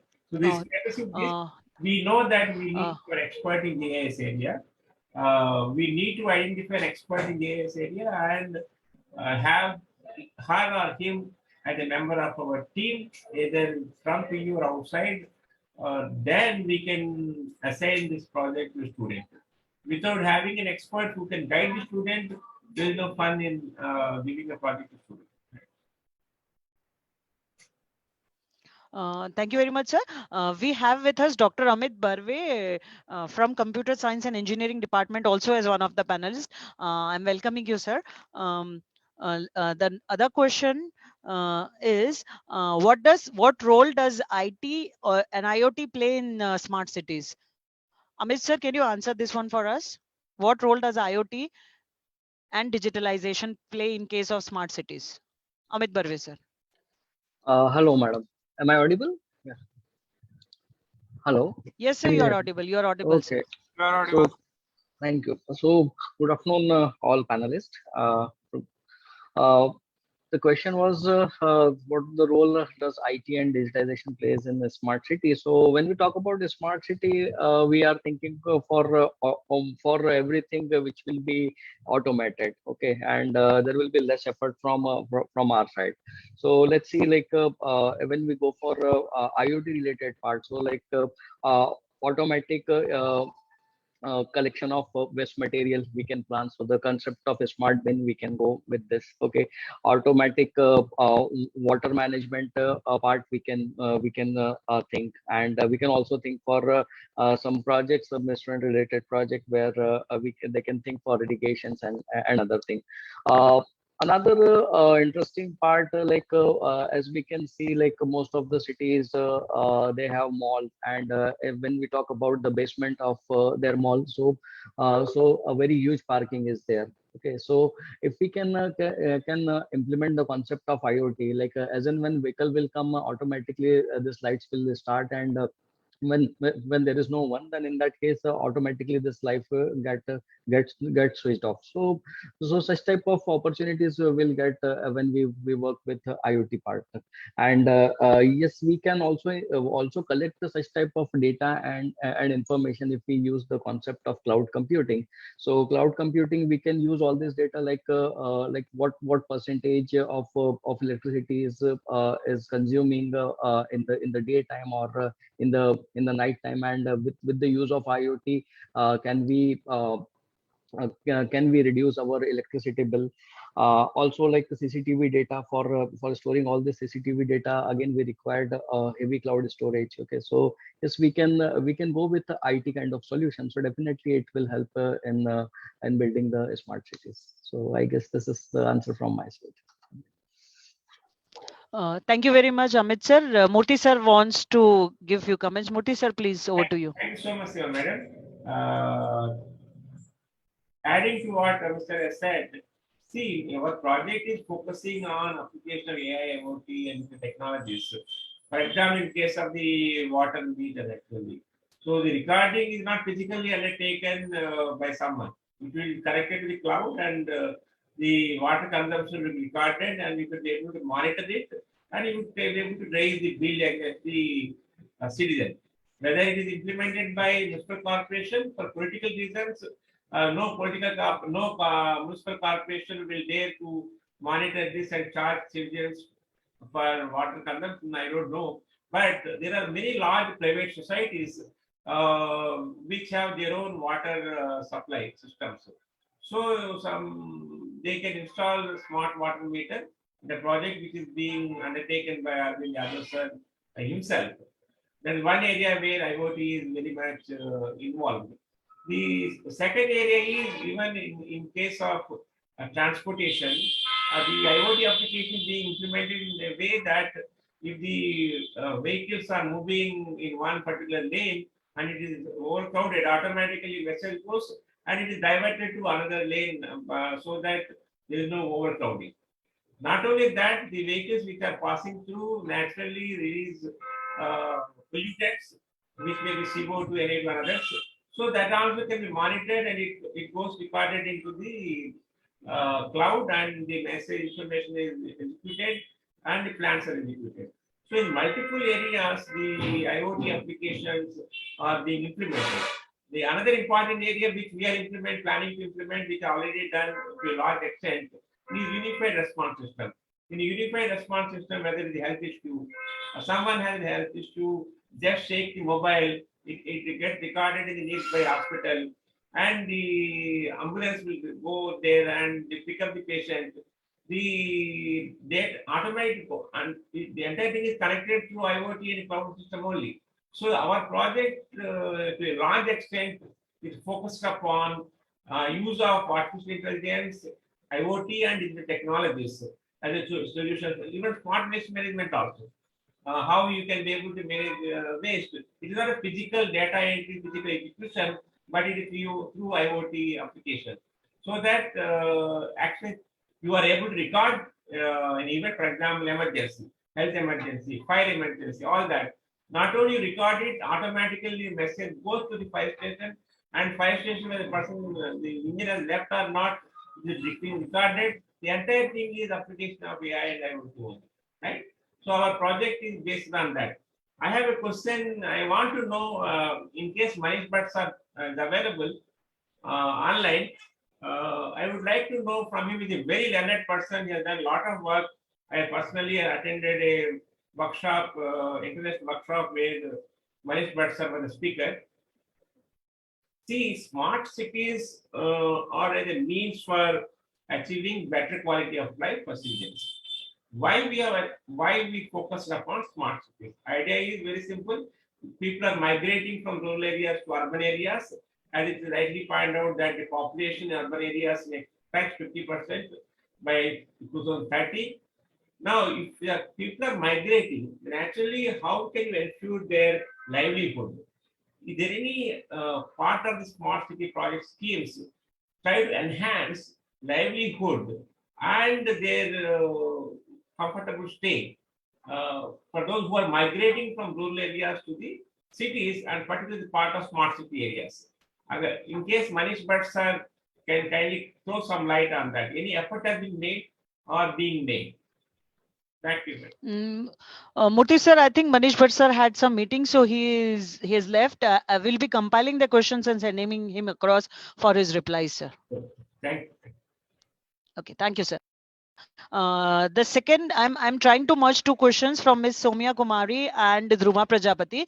These two questions I'm posing to Professor Shashwat again. Sir, the question they have asked is, has the government or the local authority considered the slum and migration issues while designing of smart cities?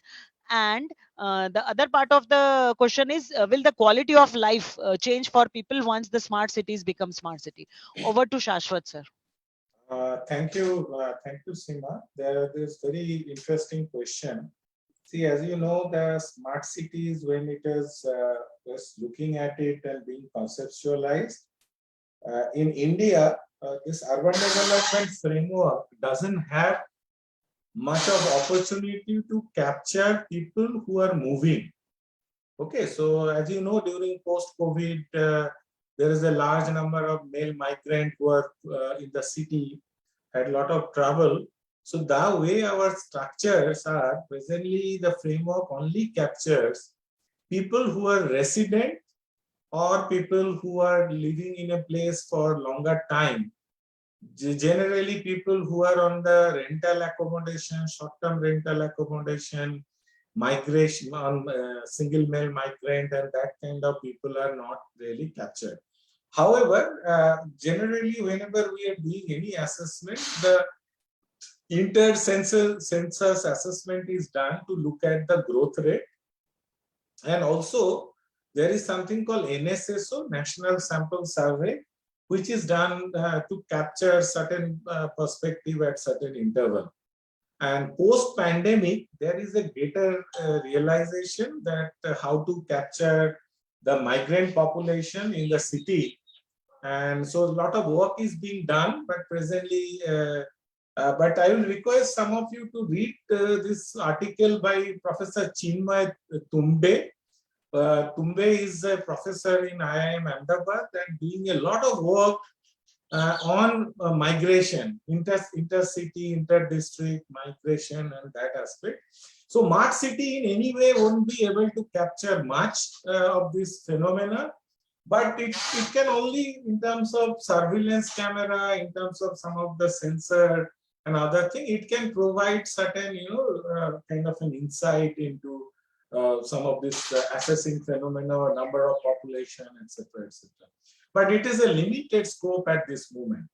The second part is, which is a very, very important part that has been asked about how smart cities are contributing to our quality of our life. And that is the measure. And there are a lot of work because the smart cities, this is the 7th year of smart city that has been launched. So we are still struggling or testing as the presentation from Baroda, Surat, Ahmedabad. Yeah, we are still trying to understand and testing with the technology, what works, what doesn't work, etc. in the thing. But there has been some good results came out during pandemic.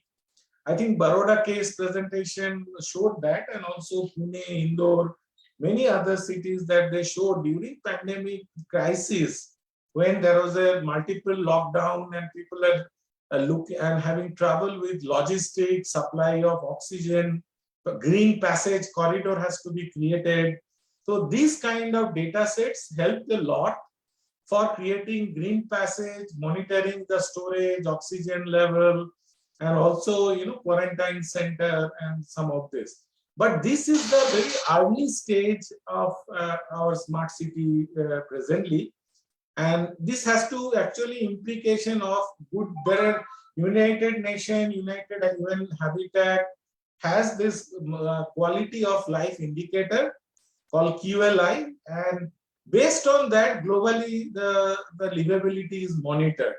And as I just said before, that most of our cities are ranking below 150 and downwards, which is a great concern in terms of ease of living or quality of life. But given the complexity of the challenge that we have, because we are one of the second largest urban system in the world. In 2011, we had 11% of global urban population living in our cities. Our cities are, the capacity of our cities are limited, both in terms of human resources as well as in terms of financial resources. So ICT or IoT kind of application is mandatory. It is not a choice anymore. You have to apply, take advantage, and then develop solution. So far, the solution has been more isolated. It was only some city official or some IT companies trying to do that. Now the second phase, as it happened in Barcelona and all other, It is a collaboration between the local body, university, technologies, and that's how you created a new ecosystem of offering solution and services like that. So a lot of work needs to be done, and I'm very happy to hear that already some of you are already working in this direction. So I think that's how the way forward. So we are not there, but we aspire to be there, because given our immense IT capability, given our immense technological manpower with technological knowledge, I think we are the best poised at this moment. Over to you. Thank you, Shashwat sir. We have with us Mr. Ashish Meruti, who is Senior Manager Civil with the Railway Project. Welcome, sir. I have a question for you. The panelist has asked, when we are talking of smart cities, what roles do smart materials or smart technologies play? How can we incorporate smart materials in smart cities? Ashish sir, if you're online, please answer. Hello everyone. I am currently working with railway projects, and if the question regarding smart materials, so like if we are moving towards the concept of smart materials, it is basically using the or reusing the materials that is currently being produced from the construction sites. So like even if we are going with the green concepts, like sustainable concepts, like Griha, like IGBC, they're all emphasizing on putting the reuse of certain materials, and reusing of these materials is even getting down the cost of the project also. So like smart materials, if I'm talking about, we can have very great this smart structures, what currently we are doing in railways. Also we are moving towards smart structures, where we are analyzing the structures, where we are going towards the life cycle analysis of the structure. So basically, this is the future of, I should say, structural engineering and civil engineering, where the application of smart structures will be the next step for making the structures sustainable. Thank you very much, Ashish sir. I have two questions related to AI devices. I have one of our team members, Dheeraj sir, who is online. Dheeraj sir, this question I will request you to answer. One of the participants has asked that IoT and AI devices are very fragile in nature. So how do we handle them, and how do we ensure the accuracy of the data what we have gathered using them? Over to you, Dheeraj sir. Good afternoon, everyone. I hope I am audible properly. Yes, sir, you're audible, sir.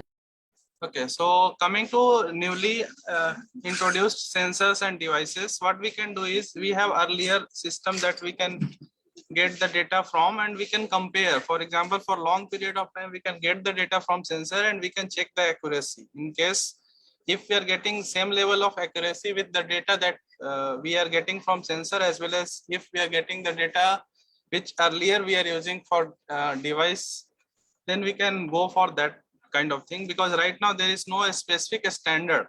Only thing that we can measure is what range we need. For example, if we are looking for a temperature sensor, so we need to have a temperature sensor that require for a particular range. But which temperature sensor will sustain, that is again a part of testing. Thank you very much, sir. There is one more question in the same domain. One of the participants is willing to know, when we are talking of smart city, it will involve lots of data, and we will be providing major of the data. So how does the local authority or government ensure data security and that the data will not go in wrong hands?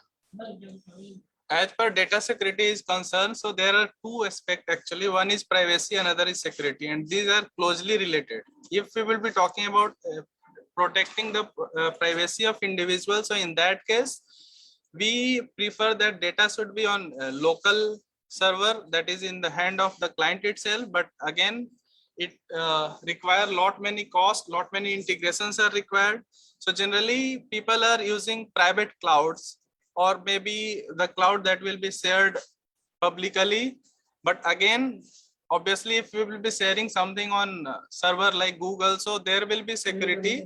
But if they want to access the data, they may access the data at the same time. So again, it's a kind of game between security and privacy. So it all depends on the provider, especially the person who is developing this and for whom it is developed, we need to identify what are the parameters that is sensitive, what are the parameters that we need not to look on, so that we can only focus on the parameter that is important, that we can make it secure with some kind of encryption. And if the client will prefer to go for their own server, their own storage devices, then obviously privacy can be, as well as security can be easily adopted. Thank you very much, Dheeraj sir. The next question I'd like to pose to our provost sir. Sir, this one is related to environment, so I am calling you in. The participant is willing to ask, will the smart cities have a positive or negative impact on the ecosystem or environment of the city? So obviously Patel, that sir. is the environment issue is to be taken care when we are converting the city into the smart city. We have a concept of houses to be the greenhouses, carbon emission in industrial areas to be reduced. And naturally, that is the purpose to what we are compromising a lot with the environment, that can be little bit taken care by converting the city into the smart city. So smart city is for that only, because environment is one of the important pillar to take care, which we are compromising a lot as so far nowadays in usual life, using vehicle or whatever they think, we are just running our ACs and everything. So how we can reduce that gases rather, we have to see that. And obviously the environment will not question of to compromise. It is one of the part where environment is to be taken care by the making the city or converting the city into the smart city. Over to you, Risima. Thank you, sir. The next question is for Dr. Jayesh Jurimalani. Jayesh, sir, if you are online, the participant has asked whether the roads or the medians of the roads can be used to handle the stormwater drainage system, and what role will transportation play in case of smart cities? Jayesh Jurimalani, sir. Very good Jayesh, to sir. all. Yes, sir. Yes, madam. Very good note to all the respected panelists, dear students. Yes, the research can be done. How we can use median to solve the waterlogging problem in the city, but the only problem is that in case of flexible payment, say we are using camber, so center line is raised compared to the both the sides. So how we can divert water from the lower side to the upper side up to the median, that need to be found out. Otherwise, we can use it as a to solve the waterlogging problem and recharge the water level.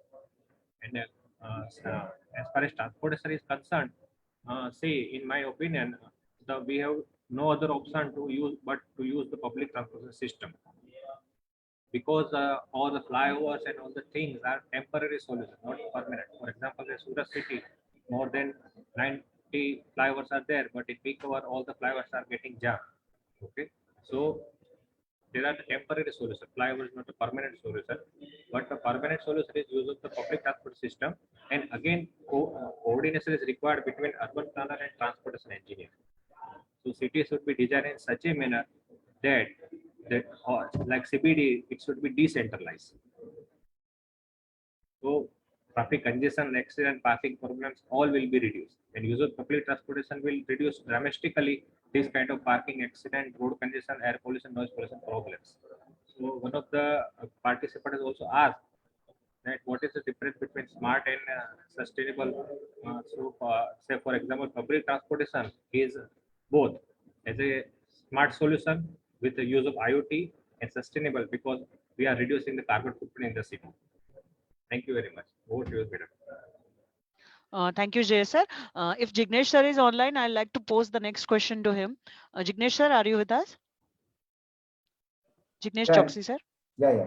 Yes, sir. The participant wants to ask, when we are talking of Vadodara, like he has mentioned 2 or 3 problems.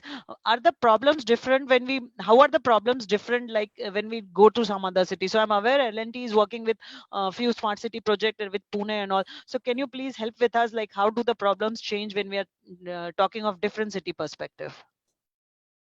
Yeah, I think the problem with respect to each city will be a little bit different in nature, because the way urbanization is there. Somewhere the traffic issue will be more, somewhere there will be water scarcity, so water management issue will be much more in a focused area.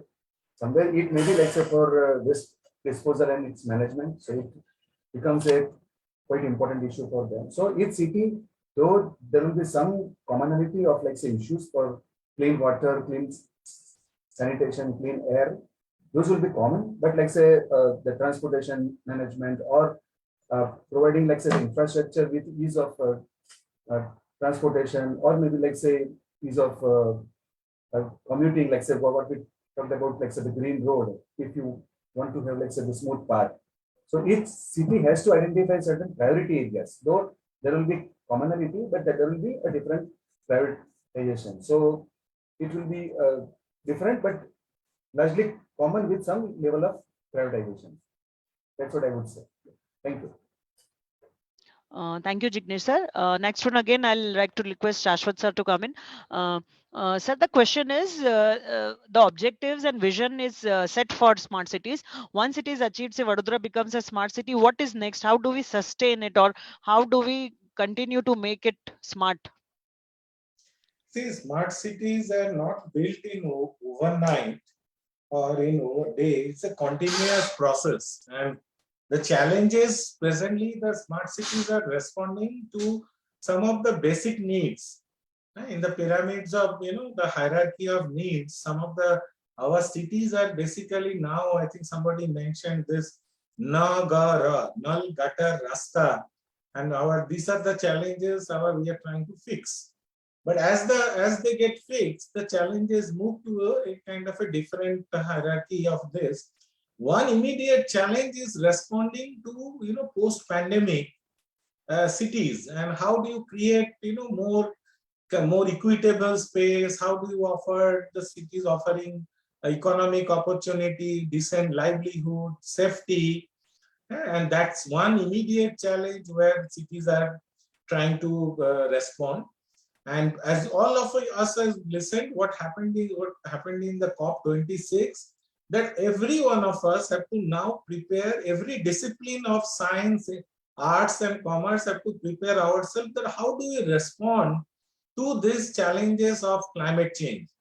And as we all know, the climate change has three, because one is about the science of the climate, like how much is the carbon emission and how much is being so there are a lot of meteorological study, physics related study, natural science related study, that how much is this greenhouse gas emission, and then what are the abundance level of carbon in the atmosphere, and what are the changes in the heat and the heating pattern or cooling pattern of the universe, and what are the implications. Like there would be melting of glaciers, and this year we are already seeing in entire India, for example Chennai, this year till late November there is a rainfall, and unusual rainfall. Kerala, for example, north of West Bengal, we have never seen rain of this nature happening. So we are climatic regime. So first is the understanding of the climate. The second is what we call mitigation. And the mitigation part, many of our technology and planning university can play a major role. And first is that how do you design compact cities? Compact city means that your city is not from the center of the Baroda town. Now the periphery of the Baroda town is that if it is more than half an hour journey, then your city is not livable, and you are encouraging more and more transportation, more and more use of fossil fuel and so on. So one is that how do you make your city more compact and reduce your energy, and how the reduction of the energy is possible. One large chunk of energy reduction is possible in construction and building industry, because that area has to be much more leaner and much more cleaner has to happen. And more and more, we have to look for certain alternative sustainable material. And all of you know that Government of India has already launched something called green affordable buildings. Another area where not only our roads, for example, how people move, and that's called sustainable mobility. If you see, many European countries have shifted their travel pattern from the motorized to non-motorized. They're investing heavily into non-motorized transport, particularly bicycle and then linking to the public transport, and not they are discouraging a kind of a use of individual transport. For example, if you are in a city of Singapore, if you want to own a car privately, then you have to first get a parking slot certificate, and you have to pay immensely. Unless until you are $1 billion or millionaire, you won't be able to own a car, because number of car owners get restricted, and side by side you have a very what happened in India is traditionally we have allotted parking as a right for individual. Yeah, so that whenever we want to go, we take our car and think the parking has to come free. The moment we start using as a parking as a fee, parking as a commodity, you will see there will be a lot of deterrence in place, and people will start, like many people, start not using their car or individual car. If you go to London or any other cities, most of the time people are preferring, not America, but many other European Union, there you see that they are using public transport. Only few cases you will be using your private or independent transport. So one is building, one is mobility, third is the cleaner production in our industries and that kind of thing. So this journey, that smart city is not a goalpost. The moment these are kind of that we are incrementally, the challenges will increase. Presently our challenges is water, sanitation and solid waste and that thing. Also affordable housing. Tomorrow the challenge what we are anticipating is about climate related. So the challenge is will remain continuously. Cities have to evolve and innovate to respond to these challenges. And I see that smart cities again, because I am banking heavily from the experiences of other smart cities, because smart cities offer distinct advantage and also reduction of the cost for not only the city government, it also impacts a lot on the ease of living for citizens. For example, for many cases earlier, I don't know whether some of you have seen that for even getting a small certificate from municipality, you have to go stand in the queue, wait for something, or to get your passport. My house in Ahmedabad is just opposite of the regional passport office, and I used to see to get a passport, as basic as a document like this, people will come at queue at 4 o'clock in the morning. But today you go to the passport office that they call is PSK. You don't go. I mean, you just walk in and you get your interview, and So ICT has a lot of advantage to create an ease of living for the citizens. And so, no matter the challenge, whatever challenge comes in future, I am very hopeful that our technologists, our engineers, our planners will continue to upgrade their skill and apply more and more solutions in this. So there is no stopping. We only have to adapt and adapt agile. What we call agile change model in some of you, those of you studying management, we call is agile change framework. No, earlier approach was the engineering and other technology were very rigid. Ye ho gaya to khatam ho gaya. No, we are very definite in this.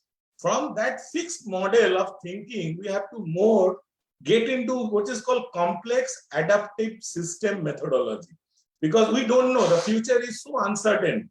Yeah, so many things are changing, and when everything is changing, we have to focus on basic and remain, we have to increase our surveillance and get adapted to the new system quickly, like what we have all of us have done in the post-lockdown.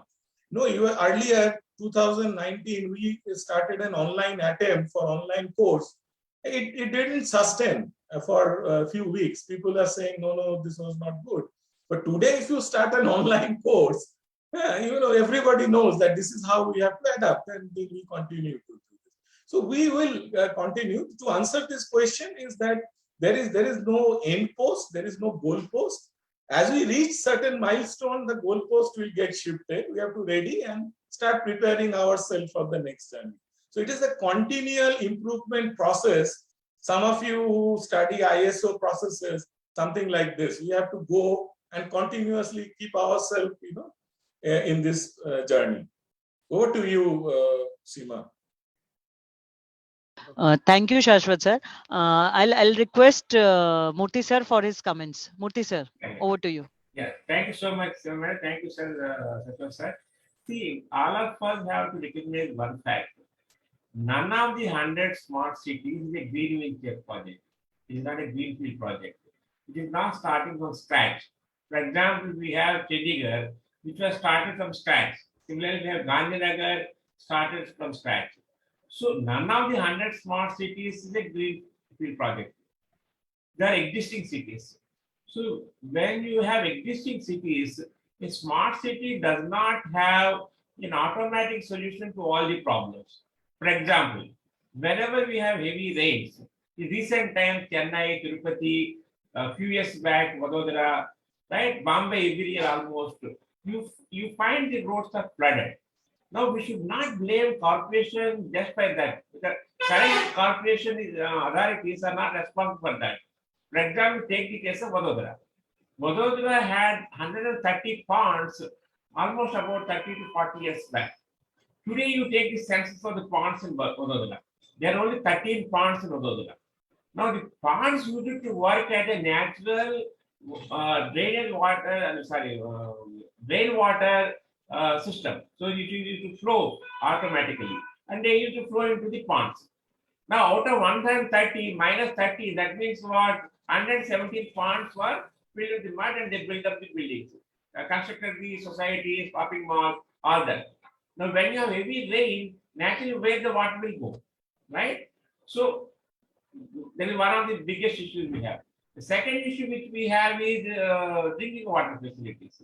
Now, most of the cities were built up for a population which is almost 20% of the existing population. I was told that Azra water tank and Vadodara Municipal Corporation water facilities were created when the Vadodara population was hardly about 5 lakhs. Now it crossed almost 25 lakhs, 30 lakhs. Same is the case Ahmedabad. So before we put the blame that smart city is not giving an immediate solution, it cannot give. First of all, it is not a greenfield project. You have to existing cities. They have to modify. By doing so, they need to find a smart solution for that. We citizens of these cities have a responsibility. Unless we citizens act responsibly, blaming corporation or blaming state government doesn't do. We need to behave in a more disciplined manner, whether it is traffic, whether it is water, or it is waste management. And once I think we need to have, Shashwat sir, I hope you agree, all educators, administrators, people in the education industry, we need to educate our children. We need to educate our children. For example, you look at the plastic wastage. You drive on any road in any part of India, whether it is Vadodara, Ahmedabad, Surat, everywhere, you find plastic wastage put that just dumped on sideway of the roads. Now tomorrow when it rains, how the water will flow? So we need to educate ourselves, and more particularly, we need to change our culture of life actually. And for everything, we would take a scooter, we take a car, we take a bike. Can't we walk for 1 kilometer? I think the latest advertisement of Delhi government, we focus at least once in a week, use public transport, use your food, at least nearby shopping like that. That will reduce burden on roads. If you look at the roads in Ahmedabad, at least Surat or Vadodara peak hours, you find it overcrowded, right? And look at in some houses, you have got more than 2 vehicles, 3 vehicles, right? So unless and otherwise, we citizens of the cities, citizens of the country, we become responsible citizens. You don't expect any overnight solution, and there is no magic in the hands of the corporation, right? So smart, these are existing cities only. And look at Tirupati, for example. Latest example is that I was told that 95% of the ponds were closed. So as a result, when there is heavy rains, so flooded. So we need to educate ourselves to be responsible citizens. We need to educate our children, particularly from the primary school, whereby focus citizen, educate citizen responsibilities. Then I think we can be able to contribute to the success of the smart city mission, apart from whatever we do in water supply, waste management, all that stuff. Back to you, Seema madam. Thank you, Murthy sir. Once again, I'm going back to our dear Provost sir. Sir, there's a question again related to noise pollution. The participant is asking, is there any solution to deal with noise pollution in case of smart cities? And will the focus shift from conventional energy to solar or wind energy in case of smart cities? Provost sir, if you are there with us.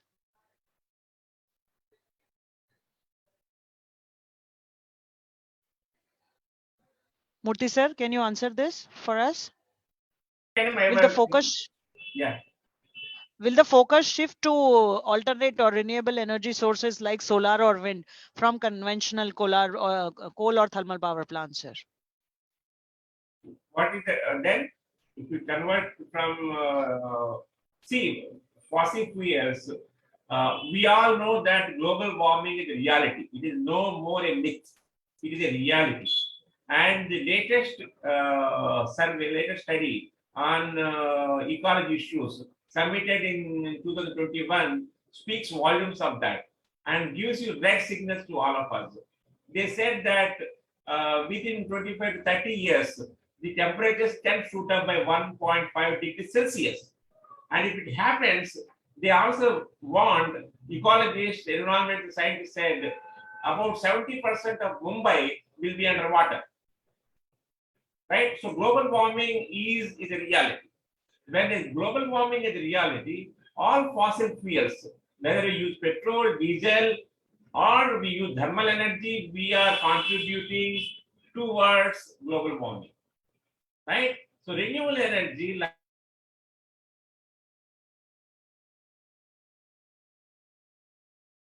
any kind of emission in the form of CO2 or sulfur or so. So if we can use renewable energy to the extent possible, even if it may be little costlier, definitely we are saving our planet.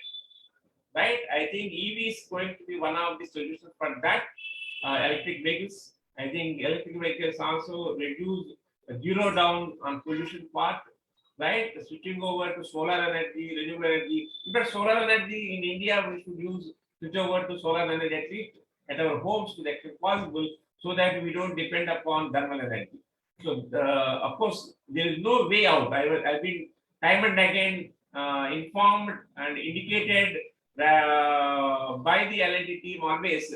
There is no way that you can totally switch over from thermal energy to renewable resources, because renewable resources are not 100% assured supply. You need to have thermal power supply, but you can reduce the dependence on thermal power. So thermal power supply, those areas, primarily when you depend upon that, it has two negative impacts. Number one is you are using a fossil fuel and it is causing CO2, and you are also consuming huge amount of water actually. Large amount of water is required to generate thermal power. In fact, our first project was to reduce water consumption using A2 condensers. So normal condensers, what happens is they use water, and the water consumption is normally more than 5 million cubic meters per 1 megawatt of power generated.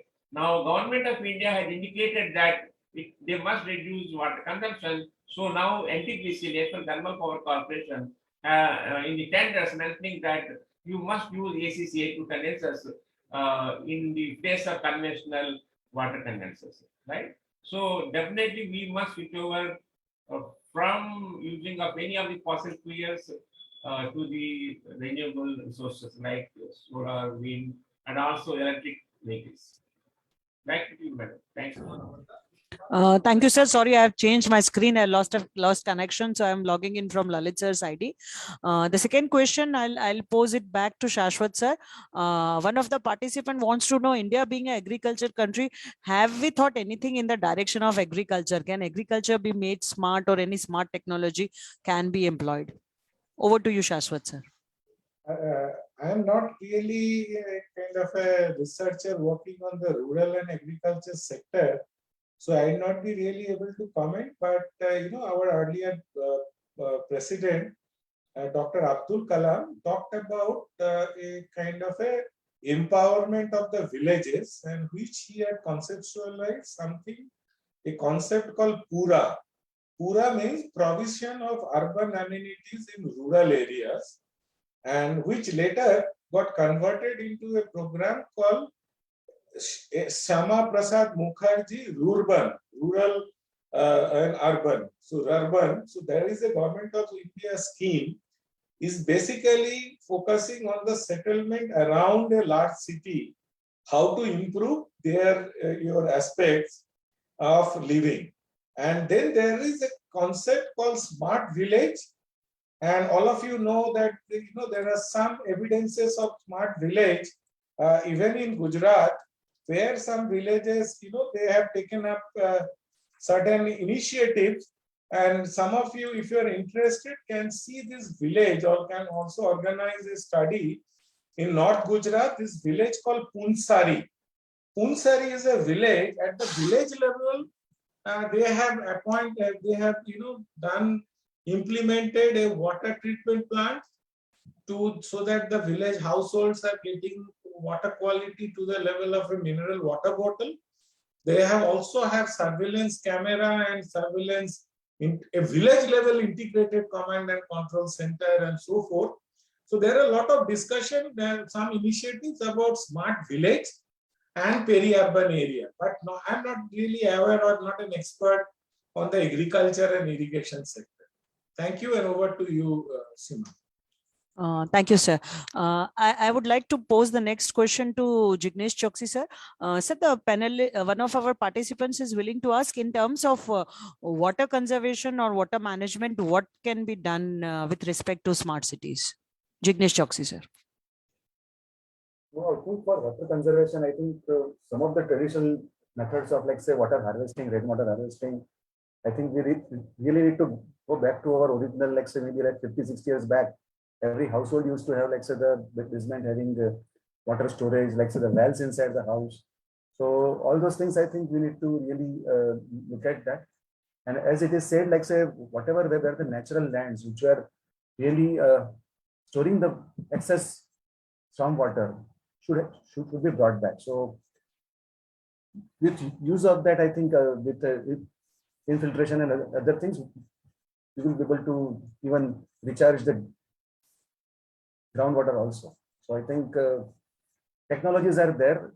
Rainwater harvesting is now compulsory in many plant areas where, like, say, this water is scarce. So we can definitely implement those water recharging points and, like, say, bodies where we can store water. We need to really restore them. Thank you, sir. Is Ashish Meruti, sir, with us? Next question I'd like to put forth to you, sir. Ashish, sir. Murthy, sir, the student is willing to ask what are the specific problems related to Vadodara which they can take up as their project. This is a student from our university, I suppose. They are willing to ask what are the specific problems which Vadodara is facing, which they can take up as their final year projects. Murthy, sir, if you can answer this for us. So I will try to answer it. See, like any other city, Vadodara also has a predator for huge population migration. So when you build up your facilities, whether it is the roads, or water supply, electric supply, drainage system, waste management, all these areas, the Vadodara city was basically built up for a population about 5 to 10 lakhs. Now the population has increased almost crossing 25 lakhs. When the population multiplies by 5 times, naturally you have a problem how to cope up with that. So we have a problem. For example, you take roads, right? So when the population increase, you have road traffic and increase. But to accommodate road traffic, you need to widen your roads. Now your roads were surrounded both the sides of trees. For example, you take Vadodara, on both the sides you find a lot of big trees are there. So if you want to widen the road, first thing is you have to cut out the trees. That's what exactly now doing at the Ganda circle towards the refinery to accommodate one of the, what you can say, big bazaar kind of thing, right? So what actually one is that road widening of the roads, increasing your vehicles. That means what you need to cut out the trees. You may have demolished some of the crops and other things, demolished the colonies, all that. So that is a normal problem which every city has and our Vadodara also has got. Number two problem that we have is water supply. As I mentioned to you, if I remember well, the Alva Lake was built up for a population of about 5 lakhs plus. Now it is crossing 25 lakhs. Now, how can you ensure water supply to all the citizens within the municipal limits? So naturally, corporation has to ensure minimum water supply available, made available to the citizens, to societies which are within the municipal limits. Now, where from they can fetch the water? So, what actually VMs have done, to the best of my knowledge, because of my interaction with them, not only they are capturing, captive water tank of Aswa, but also they have big bore wells. From that bore wells, we pick up the water and supply to the water tanks. From there, the water is supplied to. So you don't get pure water, river water alone, but you get water from the bore wells, which you can easily find it out. Third area, like any other city, we do also have problem of waste management. The waste management is both the sides. One is waste management is the solid waste as well as the liquid waste management. So these are issues which are common across all cities, whether Surat, Ahmedabad, Vadodara, Rajkot. Maybe Dahod is a small city, so that's where we need to study it more. But these 5 cities have similar problems to do with. Air quality management, I think Sima Madam can elaborate that, how the air quality is there in different smart cities, including Vadodara, for example, how the air quality. So I hope I have been able to satisfy the student with my answer. Back to Sima Madam. Thank you, sir. Sir, can I have a few words from Aman Patel, sir? If sir is there. Yes, yes. So how long we have to continue in this?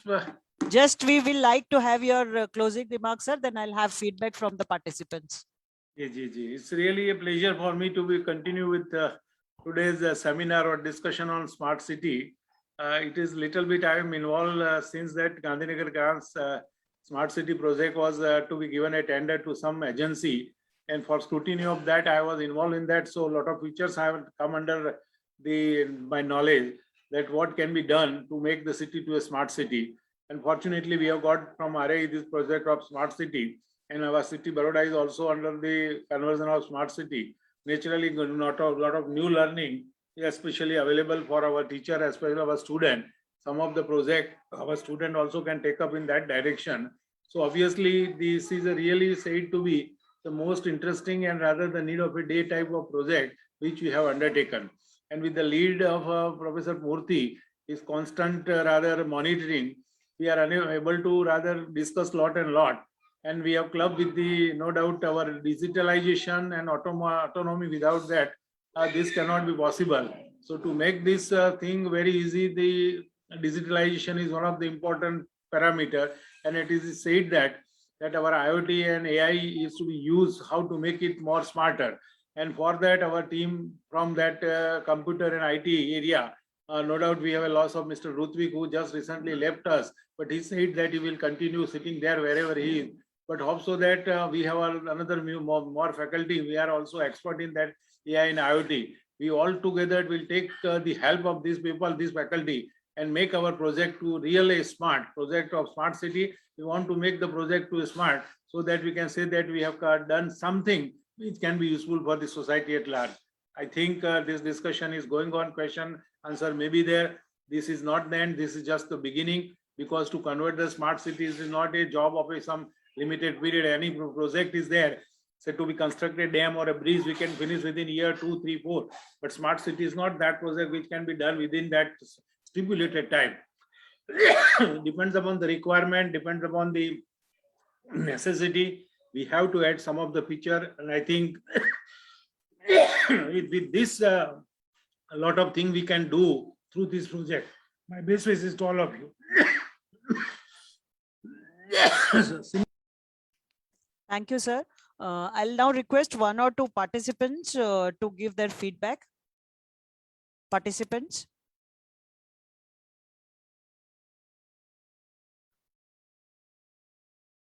Anybody from participant sides? Devarsh, you can raise your hand. I'll unmute you. Devarsh.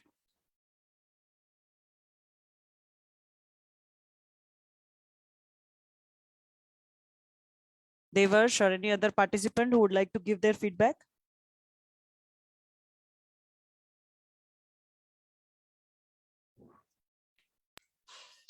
Dr. Lalit, you want to say something? Rushabh, Rakesh, I have allowed you. You can give your feedback. Rakesh Verma. Hello. You can give. Yes, sir. You can give Hello. your feedback. Yes. Thank you, ma'am. First of all, I would like to thank all the speakers. The session was very informative, and it was a wonderful session. The speakers was very good, knowledgeable, and very interactive.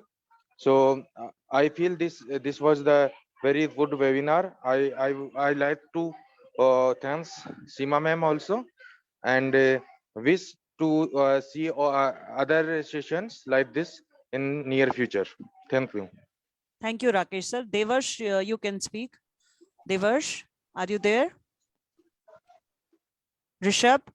Yeah, ma'am. Rishabh, you can speak. Exactly as yeah, ma'am. Yes, Rishabh, Exactly you as can Rajesh speak. said. It was incredibly informative session. So first of all, thank you so much to each and every speaker and for you to organize this. And yeah, I'm a student from MS University, and I really wish that you organize more webinars, more sessions like this again in future. And it was really helpful to us as students to understand new things, to understand new concepts. Yeah. Thanks a lot. Thanks a lot, Rishabh, for your words. Uday Singh?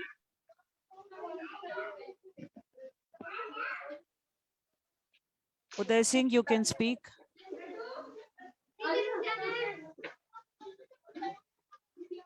Yes, there's Nirali madam. Nirali madam, you can give your feedback. Thank you so much, madam. I really thankful to all the experts who have talked to the point and in a very excellent way. They have given this thought of a smart city, and yes, nowadays we need to think of smart cities with the green environment. Thank you so much, ma'am, for your wonderful arrangement. Thank you, ma'am. Any other participant would you like to speak? Any other participant? Murthy sir, we can have final words from you, and then I propose vote of thanks. Murthy sir? Murthy sir, are you with us? Please give your few words, and then I'll propose the vote of thanks. Just kindly give me 2 minutes, madam. Sure, sir. Sure, sir. Any other participant, please, if you would like to speak? Devarsh, I have unmuted you if you would like to speak. Somaya Kumari, yes, you can speak, ma'am.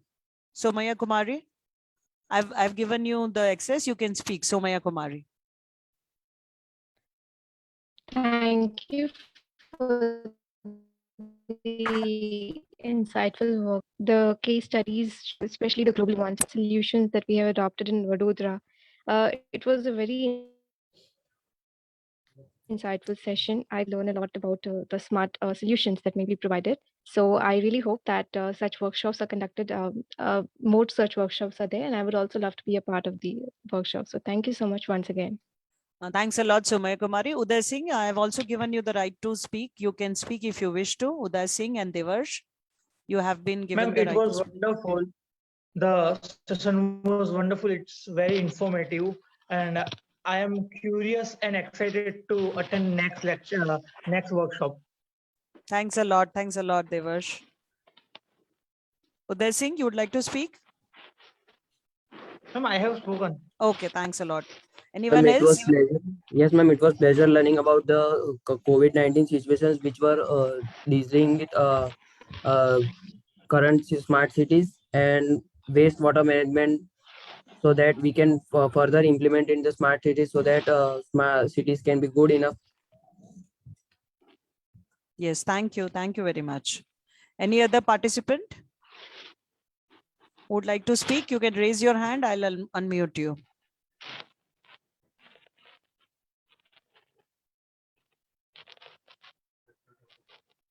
Any other participant? Do we close for the day? Murthy sir, if you are available, please final closing remarks and then I'll propose the vote of thanks. Yes, ma'am. Thank you, participants. Thank you for your wonderful response. Over to you, sir. Yeah, thank you so much. First of all, I would like to extend my heartfelt thanks to you for undertaking this workshop, organizing so well. I think I could participate for about 1.5 hours also because I had a teaching session which I normally don't skip. This is my rule that we don't skip regular session. I think number of issues have been stipulated and discussed with the inputs from Sushma and Manish Bhatt, and also the experts from L&T, Nirveda, I participated in the workshop. My sincere appeal to all the students and faculty members present in the workshop is that kindly participate in another 12 workshops which we plan to organize. And we may organize these workshops, some of them at different places also, involving the different municipal corporations. This is truly an engineering multidisciplinary topic where different issues come up and crop up. These workshops definitely will provide a great impetus to your knowledge, add to your knowledge, and impetus to your thinking. I hope the current workshop has been proved to be fruitful and you have gained adequate knowledge. And I think we plan to have a quiz. I don't know whether Seema Madam is ready with that or not. Take these workshops sincerely. It will help you in your endeavor to be a good professional. Thank you so much for your immense response. And Seema Madam actually grateful to you. Back to you, madam. Thank you, sir. Sir, we have clubbed the quiz with the feedback. Once the participants, we wind up the session, they will answer the feedback and the quiz, and then only their certificates will be released. So this is how we are going ahead. So there is a quiz of about 25 questions, I presume, for 25 marks. So I will, and the questions are related to the sessions covered by Shashwat sir. So our faculties have been going through the session by Manish sir. So that has been incorporated in the quiz while we were going through the panel discussion. So we have a quiz of about 25 questions, and along with that feedback form is also clubbed. So once we finish with this session, it will be floated in the WhatsApp group. The participants can answer and their certificates will be released after that. Thanks so much. Thank you. Okay, I shall like to propose the vote of thanks. I am thankful to Royal Academy of Engineering for keeping faith in us and giving this wonderful project. It is our third project with them, especially Ravi Silva sir. I shall like to extend my thankfulness for our project partners, L&T, Jignesh sir for being with us, NASCOM, Amit Saluja sir, Nirveda Prasad sir. I shall like to thank all the speakers, especially Shashwat Bandyopadhyay sir for accepting our invitation. Manish Bhatt sir, in spite of his very busy schedule, he was with us. Our very own Provost sir, he was at his hometown, but full day he was online with us. I'm very thankful to Dr. Amin Patel sir. I'm thankful to the entire team of our RAE, our project lead Arvind Yadav sir, who started the session with us, Murthy sir for motivating us throughout the session and throughout our project, all other participants and team members. Lastly, I shall like to thank our management, Dr. Devanshu Patel, Geetika Patel, Parul Patel Madam, Komal Patel Madam for their support. I shall also like to thank the head of our department, Dr. Lalit Thakur, and all the team of my faculty members who have been constantly working, Jayesh sir, Noel, Nirali Madam, everyone to make this workshop a success. My heartfelt wish is we are going to meet physically and have a physical workshop so that we can all meet each other and have a wonderful discussion ahead. I think with this, we shall like to close the proceedings for today and see you all at our next workshop. Thank you, everyone. Thank you, Shashwat sir. Thank you, Ashish. Thank you, Amit Barve sir, Aman Patel sir, and all the participants. Thanks a lot. Thank you. Have a good day and best wishes Thank you, sir. to all. Thank you, sir. Thank you, sir.